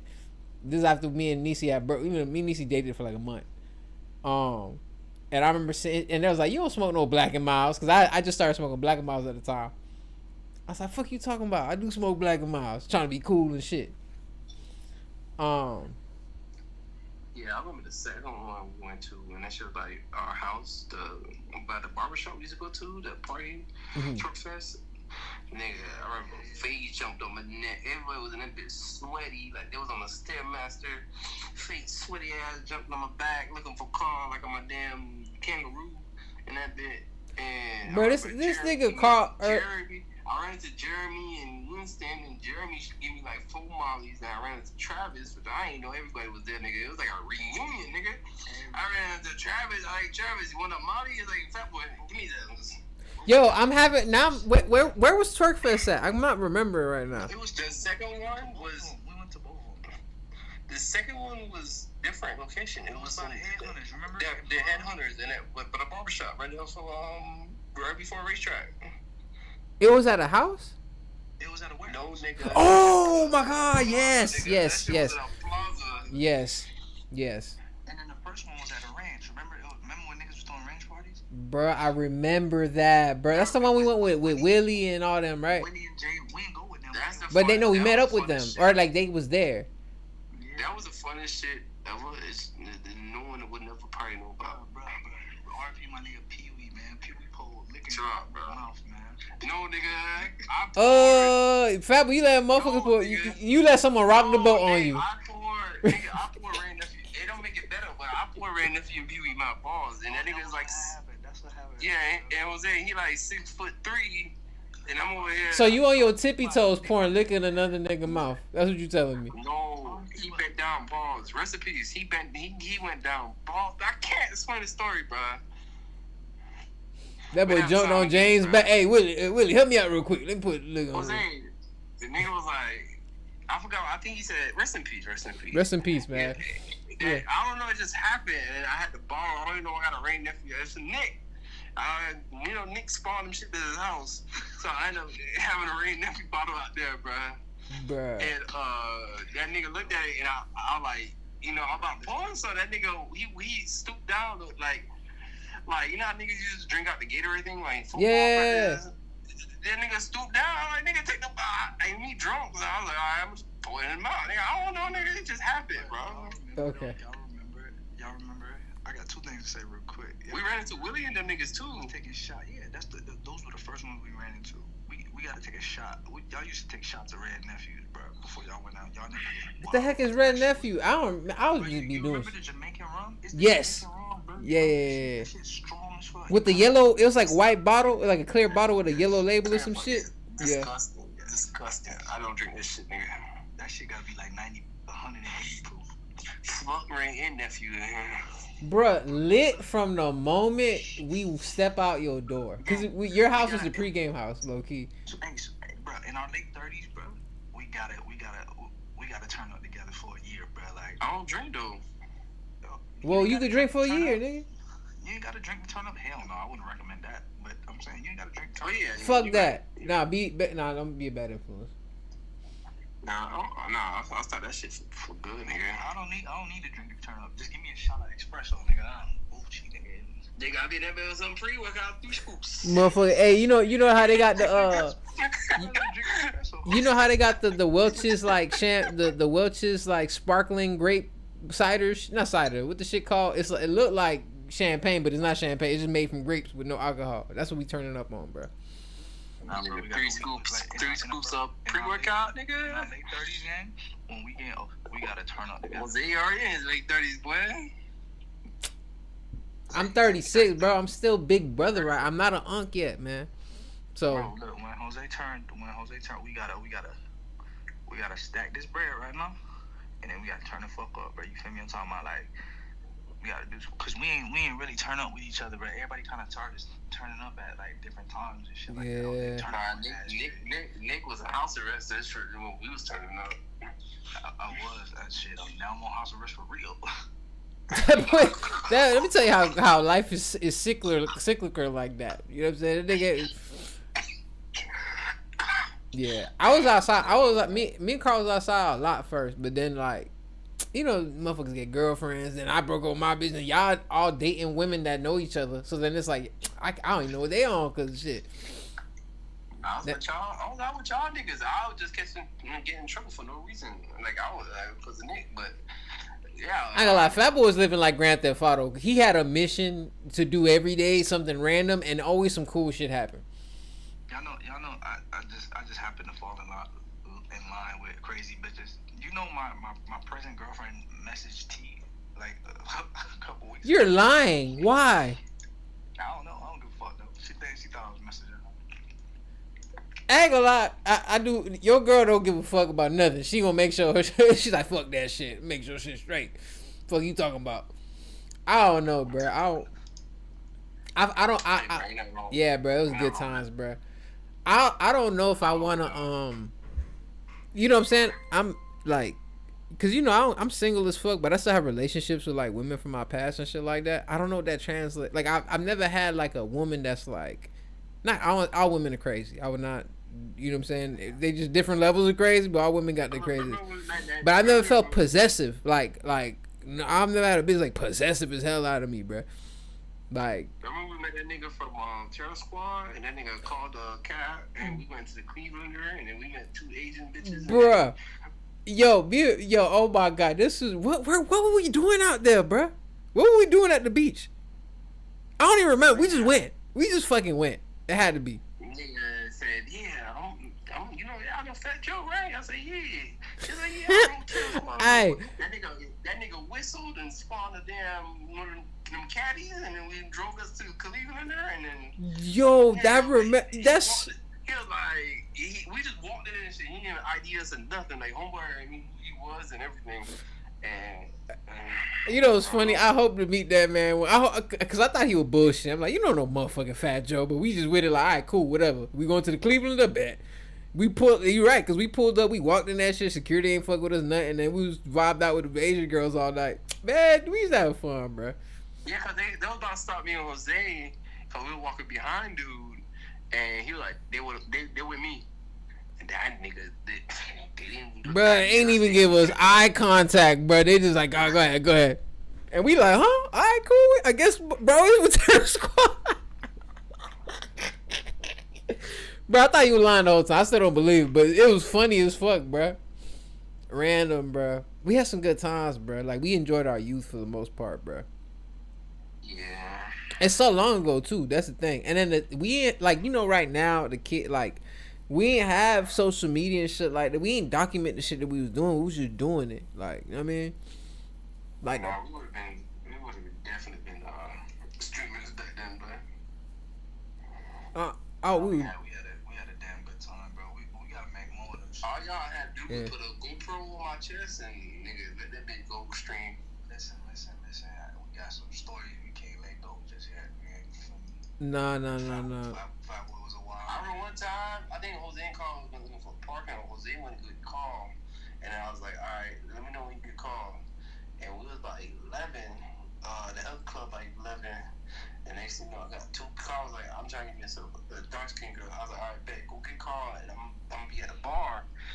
Next thing you know, I end up at the club. Got 2 bitches back. I was like, he was like, Fat Boy, where you at? I got 2 bitches. I got 2 females. Yo, right now, come back. Where y'all at? It was a bitch named Luna. Jose was talking about the stars, ironically with her. Bruh. And called y'all to the other girl. Let me tell you, I realize. I think I got that bitch on. I think I still got her ass on Instagram. For real? Hey, bro, I remember. I remember we went to this club game, and Fat Boy, like, we was in there, you know, I'm vibing by myself and shit. Fat Boy came to me and was like, hey, bro, I got this chick. She said she wanna fuck you. I'm trying to fuck her friend, bro. And I'm like, say less, right? So we trying to find the bitch. The liquor just starting to hit me, gang. Like, my gums getting numb and shit. So check me out. I'm starting to vibe. You know when you vibe and your hands start going everywhere, bro? Boy, I slapped the hood. This was space. By mistake, bro. This was space. This was in space. This was, bro. I ain't tell nobody, bro. But as soon as my eyes was closed while I was doing this shit, I looked up. Dang. I slapped that nigga on the chin. All his niggas, bro. Look. Let me I gotta turn on the camera to show you how all his niggas was walking this way. They wasn't paying attention to me.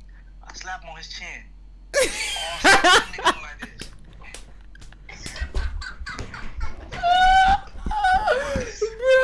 Wait. That's why I lost you. Yeah, you was about to lose me too. Nigga almost died at it. I was looking for that nigga. I didn't know where he was at. I was like, fuck, where nigga at, bro? I slapped him, nigga, and I let that bro. I said, my bad, bro. It was like, just walk. Just walk around, bro. That nigga, bruh.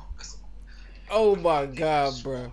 That nigga was swole with braids. I said, man, I'm never gonna close my eyes no more. Bruh. Bruh, I could imagine, bro.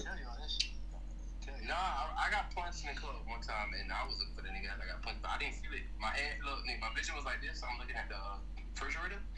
Next thing you know, I was just like this. I don't know why my head moved, nigga. My head was just left. I said, what the fuck? I didn't move my head. Fat boy, is that the night of my birthday where Ace Hood performed on the couch and we got kicked out of VIP? Cause remember we was on stage and shit, and like Ronald, for some reason I don't know what the fuck was happening. This is when my parents had gave me the Elantra that they had, or this when I started whipping the Elantra. This is the first time we drinking Bel Air, and I remember Fat Boy opened the bottle. We fucking wasted half the Bel Air bottle in the damn car. We drove out. It was night. They didn't call it 90 degrees, but it was 90 degrees. You remember what I'm talking about? Cause I pulled up and my dog. Extra space. Whatever that shit was called. Yeah, and I remember Brian was there, cause I remember specifically me and Brian smoking or some shit like that, and he's like, "That's your boy," and I look and Fat Boy fighting a security guard. I was like, "What the fuck is Fat Boy fighting the security guards?" I'm walking outside concerned. Like, bro, chill, bro. There's police outside. Nigga, I don't go fuck. That nigga was black nigga. Bruh, yeah, yo, Fat Boy was mad, bro. Fat Boy was mad. I never see Fat Boy mad like that. And it's crazy. Right before we got there, granted, we just like, all right, let's pull up. I remember when we first pull up, Ron and Exile in that bitch. They're like, oh, cool, kid, what's up? I'm like, what's happening, bro? He's like, bro, you know what I'm saying? We got VIP. We on the table. He's like, y'all trying to go in VIP? I said, fuck yeah. They were talking about the stage, nigga, in the middle of the goddamn shit. So me, Fat Boy, Ronald, Exile, bitches, a bunch of guys. When I say bitches, I mean beautiful and tantalizing, whatever Tia Kirkland said. I'm sorry. So anyways, we all, and then out of nowhere, Ronald's handing us bottles. Like, bro, he's like, hey, bro, here, grab one. So I see Fat Boy grabbing the Ciroc bottle, pouring it in girls' mouths and shit like that. All type of shit going on. We on stage, bro, just turned up like rappers. Bro, we not even... So all this is going on. Then they're like, oh, Ace Hood is coming in the building. I'm like, Ace Hood is in this bitch too? As soon as they say Ace Hood coming in the building, the people from the club, they're like, hey, I got to get the fuck down. They made all of us get the fuck down. Mind you, this, bro, Ace Hood didn't even go on the stage, bro. He went to the couch and they played Hustle. He didn't even perform. He was ad-libbing. I was like, he got a good 10K just to ad-lib on the couch. It's crazy, bro. Bruh. What's funny though, Ronald was funny. When I first seen him, I don't know, I had two bitches. One was taller than me. Two Spanish females. One to the left, one to the right. Ronald was like, damn, Fat Boy, you ain't gonna share? Yo, Ron. Let me tell you. Let me tell you. Hey. I don't even know how that came about, nigga. I love Ron. Niggas probably think I was French Montana back then, bro. Yeah, you did that, the low boy. Hey, let me tell. Ron is my dog. I love Ron, bro. But the nigga low key threw me under the bus one time. This is a funny ass story. So, alright. So one day, randomly, bro, probably like Ron, like, hey, bro, come. We at the beach right now. We got a telly at the beach, bro. Me, Exile. We got some females over here, right? I said, word. And bro, I'm not making this shit up. I promise on everything that I love, bro. So I'm like, all right, cool, bro. Pull up. I walk inside. I see Pride. I see Exile, and I see the females, right? And I see these two big girls, and one of the girls, bro, resting, and she was so fucking cool, bro. God, please forgive me, bro, but I'm not. This is a real story. One of the girls had no arm, bro, so that shit threw me off. But she was the coolest one. She was pretty as fuck, but she had no arm. So I walk, and you know how like motherfuckers exaggerate, like, bro, I got these baddies in here, this, that, and the third. Bro, it was two big girls and a girl with no arm, right? And the moment I walked in, I was like, oh, it's cool, whatever, we vibing. And then I was like, and I see Pride plotting. And damn, I'm like, I remember calling Astrid. Hey, Astrid, where you at? I need you to come here now and save me right now, all right? Because I ain't trying to fuck none of these bitches right now. We still cool, right? Astrid pull up and whatever.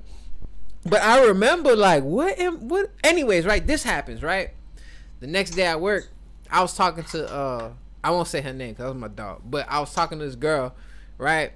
And apparently, she pulled up on me. Like the next day, mad as fuck. I don't think you're respecting me. This, that, that. We're not even going out. We just kind of talking. I'm like, what you mean? She's like, you didn't want to talk to me yesterday, but you could hang out all night with your ex and this, that. I'm like, where did you get this information? I see Ronald happy ass walking down the hallway. I'm like, oh, this motherfucker here, bruh. This bitch threw me under the bus by accident. Because he ain't saying it like, oh, you know, no one knows I was talking to her. But he's like, yeah, man, me and Amaury, we was outside. We had these females in the cut, all this stuff. I'm like, bruh, what are you doing? That'd be that shit, Bruh. I'm like, man, can't do nothing, bruh. Can't do nothing without getting in trouble. Nick be getting me in trouble. Like I be getting random calls. Hey, drunk as fuck. That's because I be lying. Where were you? When you're with Nick? No, I'm not with Nick. Nick, where you at? Nick fucked up because Nick fucked up. He throw it on Fat Boy because he know Fat Boy gonna cash it. Like Fat Boy gonna be like, all right, where I got you. Don't. Hey, bro. Hey, this in the past now, so she can forgive you. She probably didn't even hear me, bro. Yeah, she was tripping. She called me, and I was in the back of Jose Van skating, you know, sitting down on the skateboard, and we was on the beach. I was like, hello, Jamila.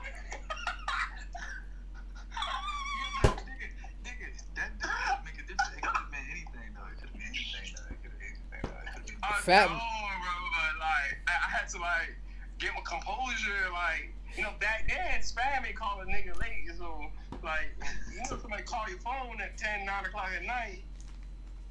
Yeah, I know. It's like, hold on, wait. You know what's funny? I remember Fat Boy was about to crack though, cause he like it was me, Carl, Fat, and the shorty, right? She still think I was fucking on the phone to this day. And she, what's it called? The girl. Cause it was Carl's homegirl, right? We pulled up and she was just cool as fuck. But for some reason she was feeling Fat Boy, bruh. So we like, all right, this YouTube gold. Hey man, I appreciate you, dog. Thank you, for real. So yeah, so Fat Boy, you know how on the beach they got the little tower shit, the little wooden shit that the Coast Guards and shit be on. Nigga, we all chilling up there, drinking and smoking and shit like that, right? This nigga Fat ISO. This nigga hit the ISO real quick. He on the beach sand with her. But then out of nowhere, I just see him on the phone. And Shorty walked back to me and Carl. I'm like, what the fuck going on? And then everything Fat Boy talking about right now over there playing lawyer and shit like that. Hey, you know what? That's why Fat Boy player hated on you that one time, Nick. When you was like, hey, you trying to slide? It was actually wait. It was actually I was gonna get some. It was not Nick. What messed it up? Cause okay, Nick asked. I thought I was fucking on the phone because she was moaning and doing all the extra stupid shit. I wasn't fucking. I ain't getting that. Lo and behold, nigga got credit for shit I ain't do. Mad as fuck. I wish I was. Carl walking up the damn beach like they watching shit. Oh my god, you go Carl. Let me go clothes on. I'm like, man, my dick out. The condom on better be on. Nigga, what the fuck we doing? Wait. Carl like a Yu-Gi-Oh card. He like a God card. That was the start of the era though, you feel me? Cause look. But she wanted it. But how you gonna want it? And then I'm like, you fucking with me now, like. And I'm over here trying to get my boy out the graveyard. And that nigga vanished. Hey, I'm not gonna lie. My bad. Go ahead, Nick. Nah. It wasn't even nothing crazy I was gonna say, but yo, bro, like that shit was funny as fuck. I never really did shit on the beach like that, but I remember like it was the start of an era, right? Around the same time Jose had met. This is before that, but when you had met Money, was at that party. And Cameron threw on some skinny jeans for the first time. That was the same day? That was the same day? That little baby chick, yeah. No, it was the same day. It was the same day. No, okay, yeah. I remember when y'all put on skinny jeans for the first time. He's like, nigga, this is like losing my virginity. Like, pause. Cause Cause I remember me, bro. That's funny, bro. Look, this is completely unrelated and related at the same time, right? I remember we was all at your house, Nick, for fucking I don't know what I don't know. If it's the Halloween Horror Nights time. It had to be because I think all of us was there. And I remember me and Cameron went to go smoke. We went to go smoke outside, right? And we came back in that bitch dumb blow, and we were all watching the scary movie. And it was a part that's hella quiet, but I remember in the movie the lights came on and there was a dog barking, bro. And I don't know what it was, I forgot. But me and Cameron started. There's no reason to laugh. It wasn't a part in the scene. But me and Cameron started hysterically laughing, bro. And your ex got mad as fuck. It was me watching the movie. It was T. We was all in your living room watching some scary movie, bro. And I remember this is the apartment you had in Orlando. Because me and Cameron, we was the only two to go smoke outside. And we came back high as fuck and giggly, right? So a movie that's supposed to be hot and like scary and serious, bro, we keep laughing. And she would get irritated. I remember vividly when me and the nigga broke out laughing, her face, she got so bad, bro. And I was just... Oh, bro, I only remember because I felt like it was like one of the first times I smoked with Cam. Cause we all came to visit you at the same. I just don't remember where we was all at or what time era it was, but I just remember that. I remember that. Yeah. Remember when y'all sang on sit down. You know what? That's that time we all went. That's the same trip that we all went to the strip for the first time together. You remember that shit? Yeah. I remember the first time. I remember Cameron was right by the goddamn stage, and he just like this. He was all inside her foot, like. Oh, hey, remember we all? I think Nick Ford was a front runner of this idea, but remember it was this one girl who was dope as fuck, and she now it's just killing, but she was cool as fuck with us. And it was like, hey, let's all make it rain on her. I think you the person that it was you a fucking Cam. And we all threw money at the same time to the same girl. Like we you remember that shit? That shit was why you got to get mad. Nah, I know, bro. That shit was funny, bro. She got hot, bro. Cause we giggling, bro. The movie distracted the motherfucker, bro. Man, it was a time, bro. Yeah, bro. But I ain't gonna lie, Fat Boy, you the player hater of the year, bro. In 2014, cause Nick had the ISO. He's about to leave. You know. I made the most plays. Wait. I made the most plays out of all y'all, though. Huh? Keep it real. I made the most plays out of all y'all. It's bro. cool, but you goaltended so bad, bruh. It's so crazy. Nick, you know what's crazy? Because even Nick was talking about it like, hey, man, you know, if something happened, you know what I'm saying? Woo. That was already the game plan from before we got to the little hotel shit. Then...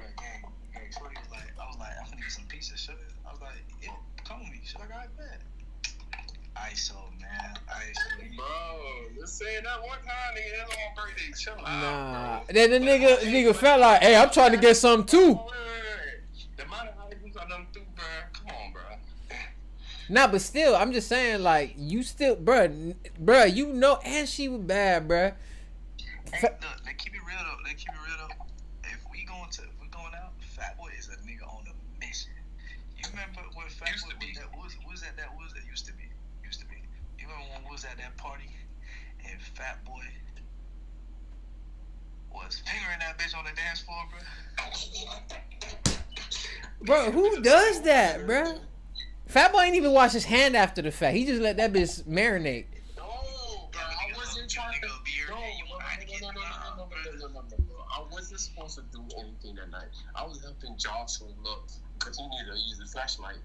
That's when niggas got flashlight. Hey, Fat, my dog said goaltending is crazy, bro. You can't do that. Well, I mean, we don't do that no more. But I'm just saying, this motherfucker. He was you know when you get too drunk, he goaltending it. Yeah, bro.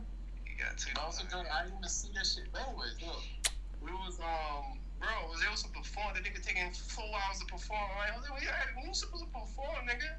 Oh, that was my first performance. That was with Gus, right? And they put us in VIP. Bro, that shit was raw as fuck. Listen. I'm not supposed to do Nah, he ain't got no yeast infections on his finger, bro. That's crazy. But he definitely didn't wash his hand. I'll tell you that. He ain't wash his hand. No, I had other issues to worry about besides washing my hands, nigga. dance. Y'all know what I was talking about. I ain't gonna go into that part. That bitch was grinding on my butt so hard. Oh, that nigga started bleeding. Oh, okay. We ain't gonna do that. We ain't gonna do that. But oh my God, that's crazy. Yo, the nigga had a moment like the movie goddamn. Oh my God, bro. What's the movie? Anyway, bro. My bad. Long story short, we're gonna keep it PG. That nigga was on Seth Rogen shit. We was trying to. I'm there to support Jose. Watch this nigga perform. I'm like, he called Nick there, Josh in the VIP area, and he needed some help, bro. I was like, I got you. So I was holding his phone. Next thing you know, Josh was like, damn, somebody came snatch me up. Josh was like, damn, you just gonna snatch my boy up like that? Yeah, I'm like, he's like, you good. I was like, all right, bet. I'm on the dance floor. She buying me drinks. She took her shoes off, but you know that shit real when bitch take their shoes off. What shit? She was ready. She was trying to hit position to get that twerk off, but she wasn't playing. And then I looked over to call it Nick, and I see Nick and Carl. They point Nick Carl to look at me. I was at them. I did not even try to be in this predicament, nigga. Like, what was it? That was such a fire ass. I never ended up performing, right? But that was the first time I had an opportunity to perform. We had like tickets and shit like that. Gus cause I remember walked in, the dude was like, "Hey, y'all trying to perform now?" Like, nah, we want to turn up a little bit first. They send us to the VIP because it wasn't like an upstairs shit, but it was some shit that you kind of had to. It was like up. It felt like it was up. It was elevated a little bit. I remember us dancing and all these feedback. I'm like, bro, this shit. I'm like, shit. We ain't perform. We had a hell of a good time. And all y'all was there. Let's just say, boy, showers was painful that night. That whole week. Yeah, Fabo was dealing with that man had a what's it called? He was under construction. So it was painful that week, boy. God, I ain't gonna shit, nigga. Fab, I can't believe you fingered a girl on the dance floor. You on some Tupac stuff, bro. I had a good finger apparently because that shit was. It's like I was riding a horse out there, but. Yo, the fact that Shorty twerking and Fabba got his hand like this, like deep, because I feel, now I'm thinking about it, I feel like nigga look and you can tell, like, what the fuck is going on? But you just let shit be, because this shit, you know what I'm saying? We just, you know what I mean? That nigga Fatboy was in his bag that night, boy. Bruh. Hey, you know it's over with? You know when Fat Boy grab his hand and put it on a bitch's shoulder, it's like a spell, bruh. That shit. You know what type of, I didn't do nothing for a bitch to be grabbing on you and you gotta think, I'm gonna touch this bitch pussy in front of everybody. The whole world. No, so, alright, I never discussed this.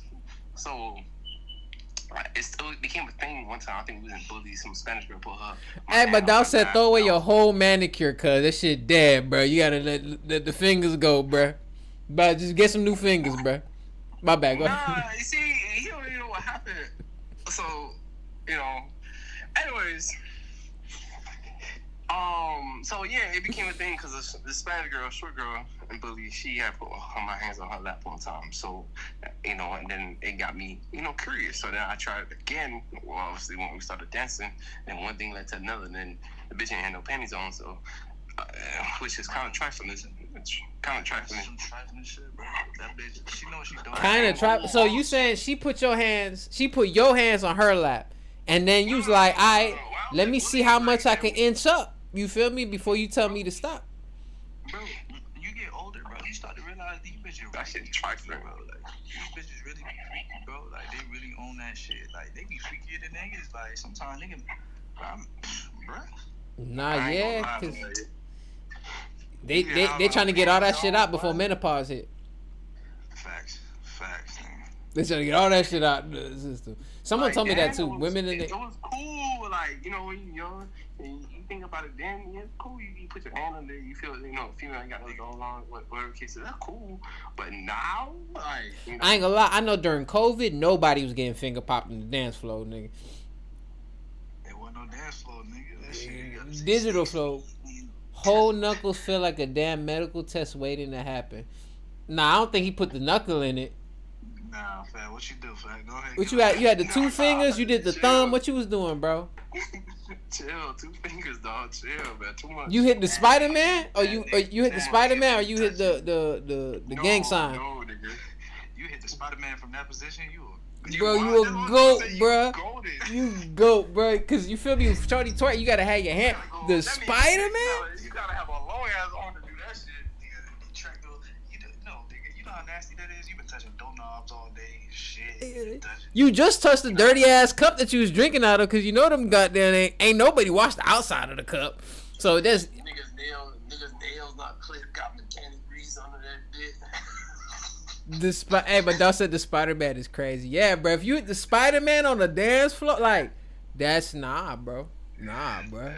Spider-Man is crazy, gang. On the dance floor. Yo, Fat Boy's a beast, bro. See, I don't got no cool stories like that.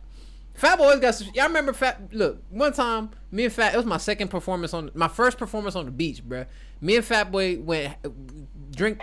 We went. I forgot about this. Bruh, we split a half a 12-pack of Bud Light Platinum. We drank them shits in the fucking car. Walked out that bitch drunk as fuck. The moment we get out, these two beautiful, fine-ass women like, oh, what y'all doing? We're like, oh, I'm about to perform. She's like, oh, I get our number. We'll meet up after the fact. Mind you, I was talking to Sakura at the time, right? This when me and Sakura first started talking, so I'm like, I ain't trying to fuck this shit. Sakura, bruh. You know, come on, bruh. I'm speaking in code because I'm not trying to get in trouble. You know what I'm talking about? Okay, boom. So, anyways, bruh. So we get into the door, and Fat Boy get in somehow. I don't know. They give me trouble. I'm the motherfucker performing and shit like that. Then Fat Boy walked back outside, pull his hand out. He had 2 Black and Milds, a blunt, and some other shit. Like, here you go, Zay. He wasn't in there for 5 seconds, bruh. Or it felt like. He walked in. I'm over here chopping it up. He come back. Hey, you good? Here you go, bruh. I don't even know where he got this shit from. See, Fat Boy be taking shit from people and shit like that. Remember that nigga gave him coke one time? Like, hey, bro, you want some coke? Yeah. No, don't put this in story. It was not. He didn't give me coke. I ain't gonna say that nigga. Hold on, what?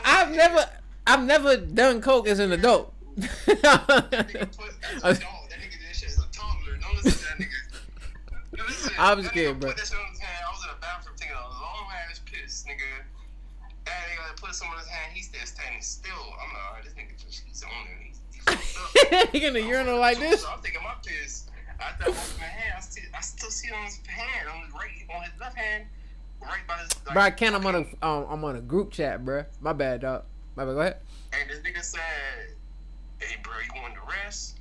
Fuck, nigga. Fuck. You in the bathroom, pee flying everywhere. I don't know where your hand been, nigga. You took the bump? Hell no. Don't be lying. I take that shit before I was sober, nigga. I remember Larry Dog thought you was on coke. He's like, your homie on that stuff. It's funny too. I remember hey Fat Boy, you remember we went to a radio station? It was you, me, Exile, Ron. It was all of us in that bitch. Cause that's the day we met Larry Dog. Benny Negrito put us in. It was a Strong Arm Radio shit. That shit was low key fire. I wonder how you got his name. A nigga was probably like, damn, Larry, you a dog. Right, Larry Dog. Larry Dog. That's probably it was probably just as simple as that. I hope he doing good. I haven't seen him, and I'll talk to him in a minute. Every time I seen that nigga, you got a bit he taking a picture with. So. With fucking DJ Khaled, Rick Ross. My dog said no love for Larry Dog. My bad, dog. He's not funny. He's a goddamn. All right, I'm not repeating that out loud, but it's on the stream, so y'all want to read it. But that's his opinion, dog. It is, bro. I'm learning how to just let people. I'm just pod world. If I ever become somebody in this space, hold me accountable for my words, not these motherfuckers. Okay? There, motherfuckers talking about fuck Larry Dog, and I got to say, yo, so y'all gonna let someone? No, unless it's some real out of pocket shit, I'm not gonna block. You know, like unless you call the woman out her name or some shit like that, I ain't good for to say nothing. But if it's whatever. Man, listen, we got some more stories. It's impossible. I know, bro. When we get the late 30s, man. There's gotta be a documentary out there, man. Nah. When y'all went to the strip club recently, man, you feel me? I got some stories, man. That shit was fun, but I don't like that time because I blacked out and I don't remember the last 30% of the night. But don't Yes, nigga. I was just excited. I didn't see y'all in a minute. I smoked the Black and Mild after 15 years. I was on one. And I remember, hey, I ain't gonna lie, that shit was so dope because I remember Nick was like, hey, bro, come here. I turned around, the most beautiful woman I've ever seen in my life. And granted, now that I realize it, I remember somebody was saying, I think it was DJ Head or some shit like that, when he was talking about Tootsies or whatever. That shit is big as fuck, bro. And that shit feel like a cauldron. Not a cauldron, what's this called? Like a cathedral or some shit like that, bro. Oh, yeah. Cathedral. Bruh, and I remember Shorty was just, I'm like, oh my god, you're so beautiful. Why are you working here? You shouldn't be here. What are your dreams? That'd be my, when I get super drunk, I get all cerebral and shit. Wait, what bitch? You talking about the bitch I had brought you? Yeah, we in the back and she over here giving me a lap dance, looking me in my eyes. I'm like, you're so beautiful. Why are you here? What do you want to be when you grow up? Not grow up, but what do you want to? That nigga talking to that bitch about her kindergarten days. When kindergarten? What did you want to be? You should go for it, you know? Yeah. Believe it. As she's popping her pussy on me, and she's just like, yeah, you know, I'm doing this as I graduate. Blah, blah. But, huh? I'm not even taking, I don't remember what she said, bro. I was just captivated. No, you're not, bitch. I ain't gonna lie, I remember I went through a strip club phase, bro, like my Lorca days. Like bad. Like I was going to the strip club every time I got paid, I was going to the strip club. Every time you got paid, they got paid. Yep. But I didn't go crazy. Like I wasn't spending crazy. I did crack some shit sometimes, but that's. You did crack I was sometimes. 22 or 23 years old, by the way. That was I was past this. Huh? That nigga said he did crack sometimes. No, bro. What bro said in the chat? Huh? What is that? Don't say things like that just because I want to be with. I don't say that. No, I know. You see me for real, good or bad. You know that. Hey, you don't let me have a voice. You know I don't. Nah, you got your voice, bro. I'm just saying, bro. You think he had? I don't. You know what I mean? Larry, he didn't piss me off sometimes, but he ain't do nothing to me for goddamn. For me to goddamn like say nothing bad about but everyone's entitled to their experiences. But I'll say, that night was, huh? Hey, y'all boys, I got to tap out for you. Shit, you telling me, nigga, it's 9 o'clock, nigga. I got so much shit to do, but Nigga, I gotta go put these kids in the shower and go to sleep, nigga. 9:30, I go to bed. hey man, hey Phobos, man, you need to hop on the chat a little earlier, man, cause I'm on 3 hours right now. I feel you, bro. Yeah, these niggas jumped up. But nigga, man, listen, bro, I get you, bro. I just don't want, you know what I mean? I can't, you know. That's what I was thinking too. Like when I be thinking about like fuck, like I know people got their opinion about certain shit, and I don't want to block no one from speaking their truth. I just, you know, and again, like it's not you. I'm not speaking specifically to you or whatever. But it's just like a concern I got. Yeah, man, it's been fun, but I gotta tap out. This is actually my favorite episode of the podcast. I came in and think like, and I ain't get to talk about none of that I want to talk about. And I gotta piggyback this shit, low key, or the stuff, cause like it's a bunch of dope shit happened this week. Hey, Full Bus, you heard YG album, right? I know you heard YG album. There's no way you didn't hear YG's album, bro. And On the Low is my fucking song, bro. That shit is great. But nah, hey, Web Productions, I appreciate you, big dog. Thank you for tapping in, Phobos. You already know what it is with me, bruh. Pause. Pause what? What I said that's pause? Oh, I said I like it on the low. Pause. Oh, that's crazy. Ah, my bad, bro. That's just sound crazy as fuck, bro. Damn, bro. See, I ain't gonna lie. Streaming is a little addicting. I can see why Casadak can do this shit for 15 hours. You been listening to Blast? I still ain't tap in. I'm probably gonna tap in soon. Cause I just started listening to One Day We Need to Write a Beat. It's damn. For real, shit. We could write a song, write a beat. I ain't gonna lie, maybe not on a pod, but I'll stream and I could open my splice shit and maybe we could all collectively make a beat or some shit just for fun. You write movies? Oh, that's fucking ill. That's actually fucking real ill. Cause the movie soundtracks, you're pretty much creating the atmosphere of how the movie sounds. Oh wow, that's really dope. But hey, I ain't gonna lie. Look, maybe sometime this week, whatever day off they give me, I'm gonna hop on live, and I'll probably play because I got this application called Splices where I used to make like at least the stems for my beats and shit like that. But they got a bunch of different sounds, so maybe we could like collectively, like, all right, let's see what sound fun. There's some shit like that. Bro, Blast Fire right now. Focus on tomorrow. As soon as you click off, I'll call you. Yeah, call me ASAP because I got some shit I gotta handle. But call me now, so because I don't want to make this shit short. We ain't really chop it up in a minute. But I'm definitely gonna what's it called? I gotta tap in the Blast because I heard you know what? Not the song you heard me, but I was listening to. I think I was listening to Sirius XM, like the hip hop thing. I don't know if it was DJ Heads or if it affected immediately or whatever, but I heard Blast on one of the songs. I was like, oh yeah, that shit's fucking amazing. But yeah, no. We definitely gonna tap in. As of right now, my day's off Wednesday, so on Wednesday, y'all chop it with me. But anyways, I appreciate y'all. This is the Marla Podcast. Phobos hit my line. And I'm gonna holler at y'all later. Peace. Oh, high vibrations. Let me step back. I can't fuck around. Make sure y'all stay blessed. High vibrations, all that good shit. Peace. All right, that was better, right? All right, cool.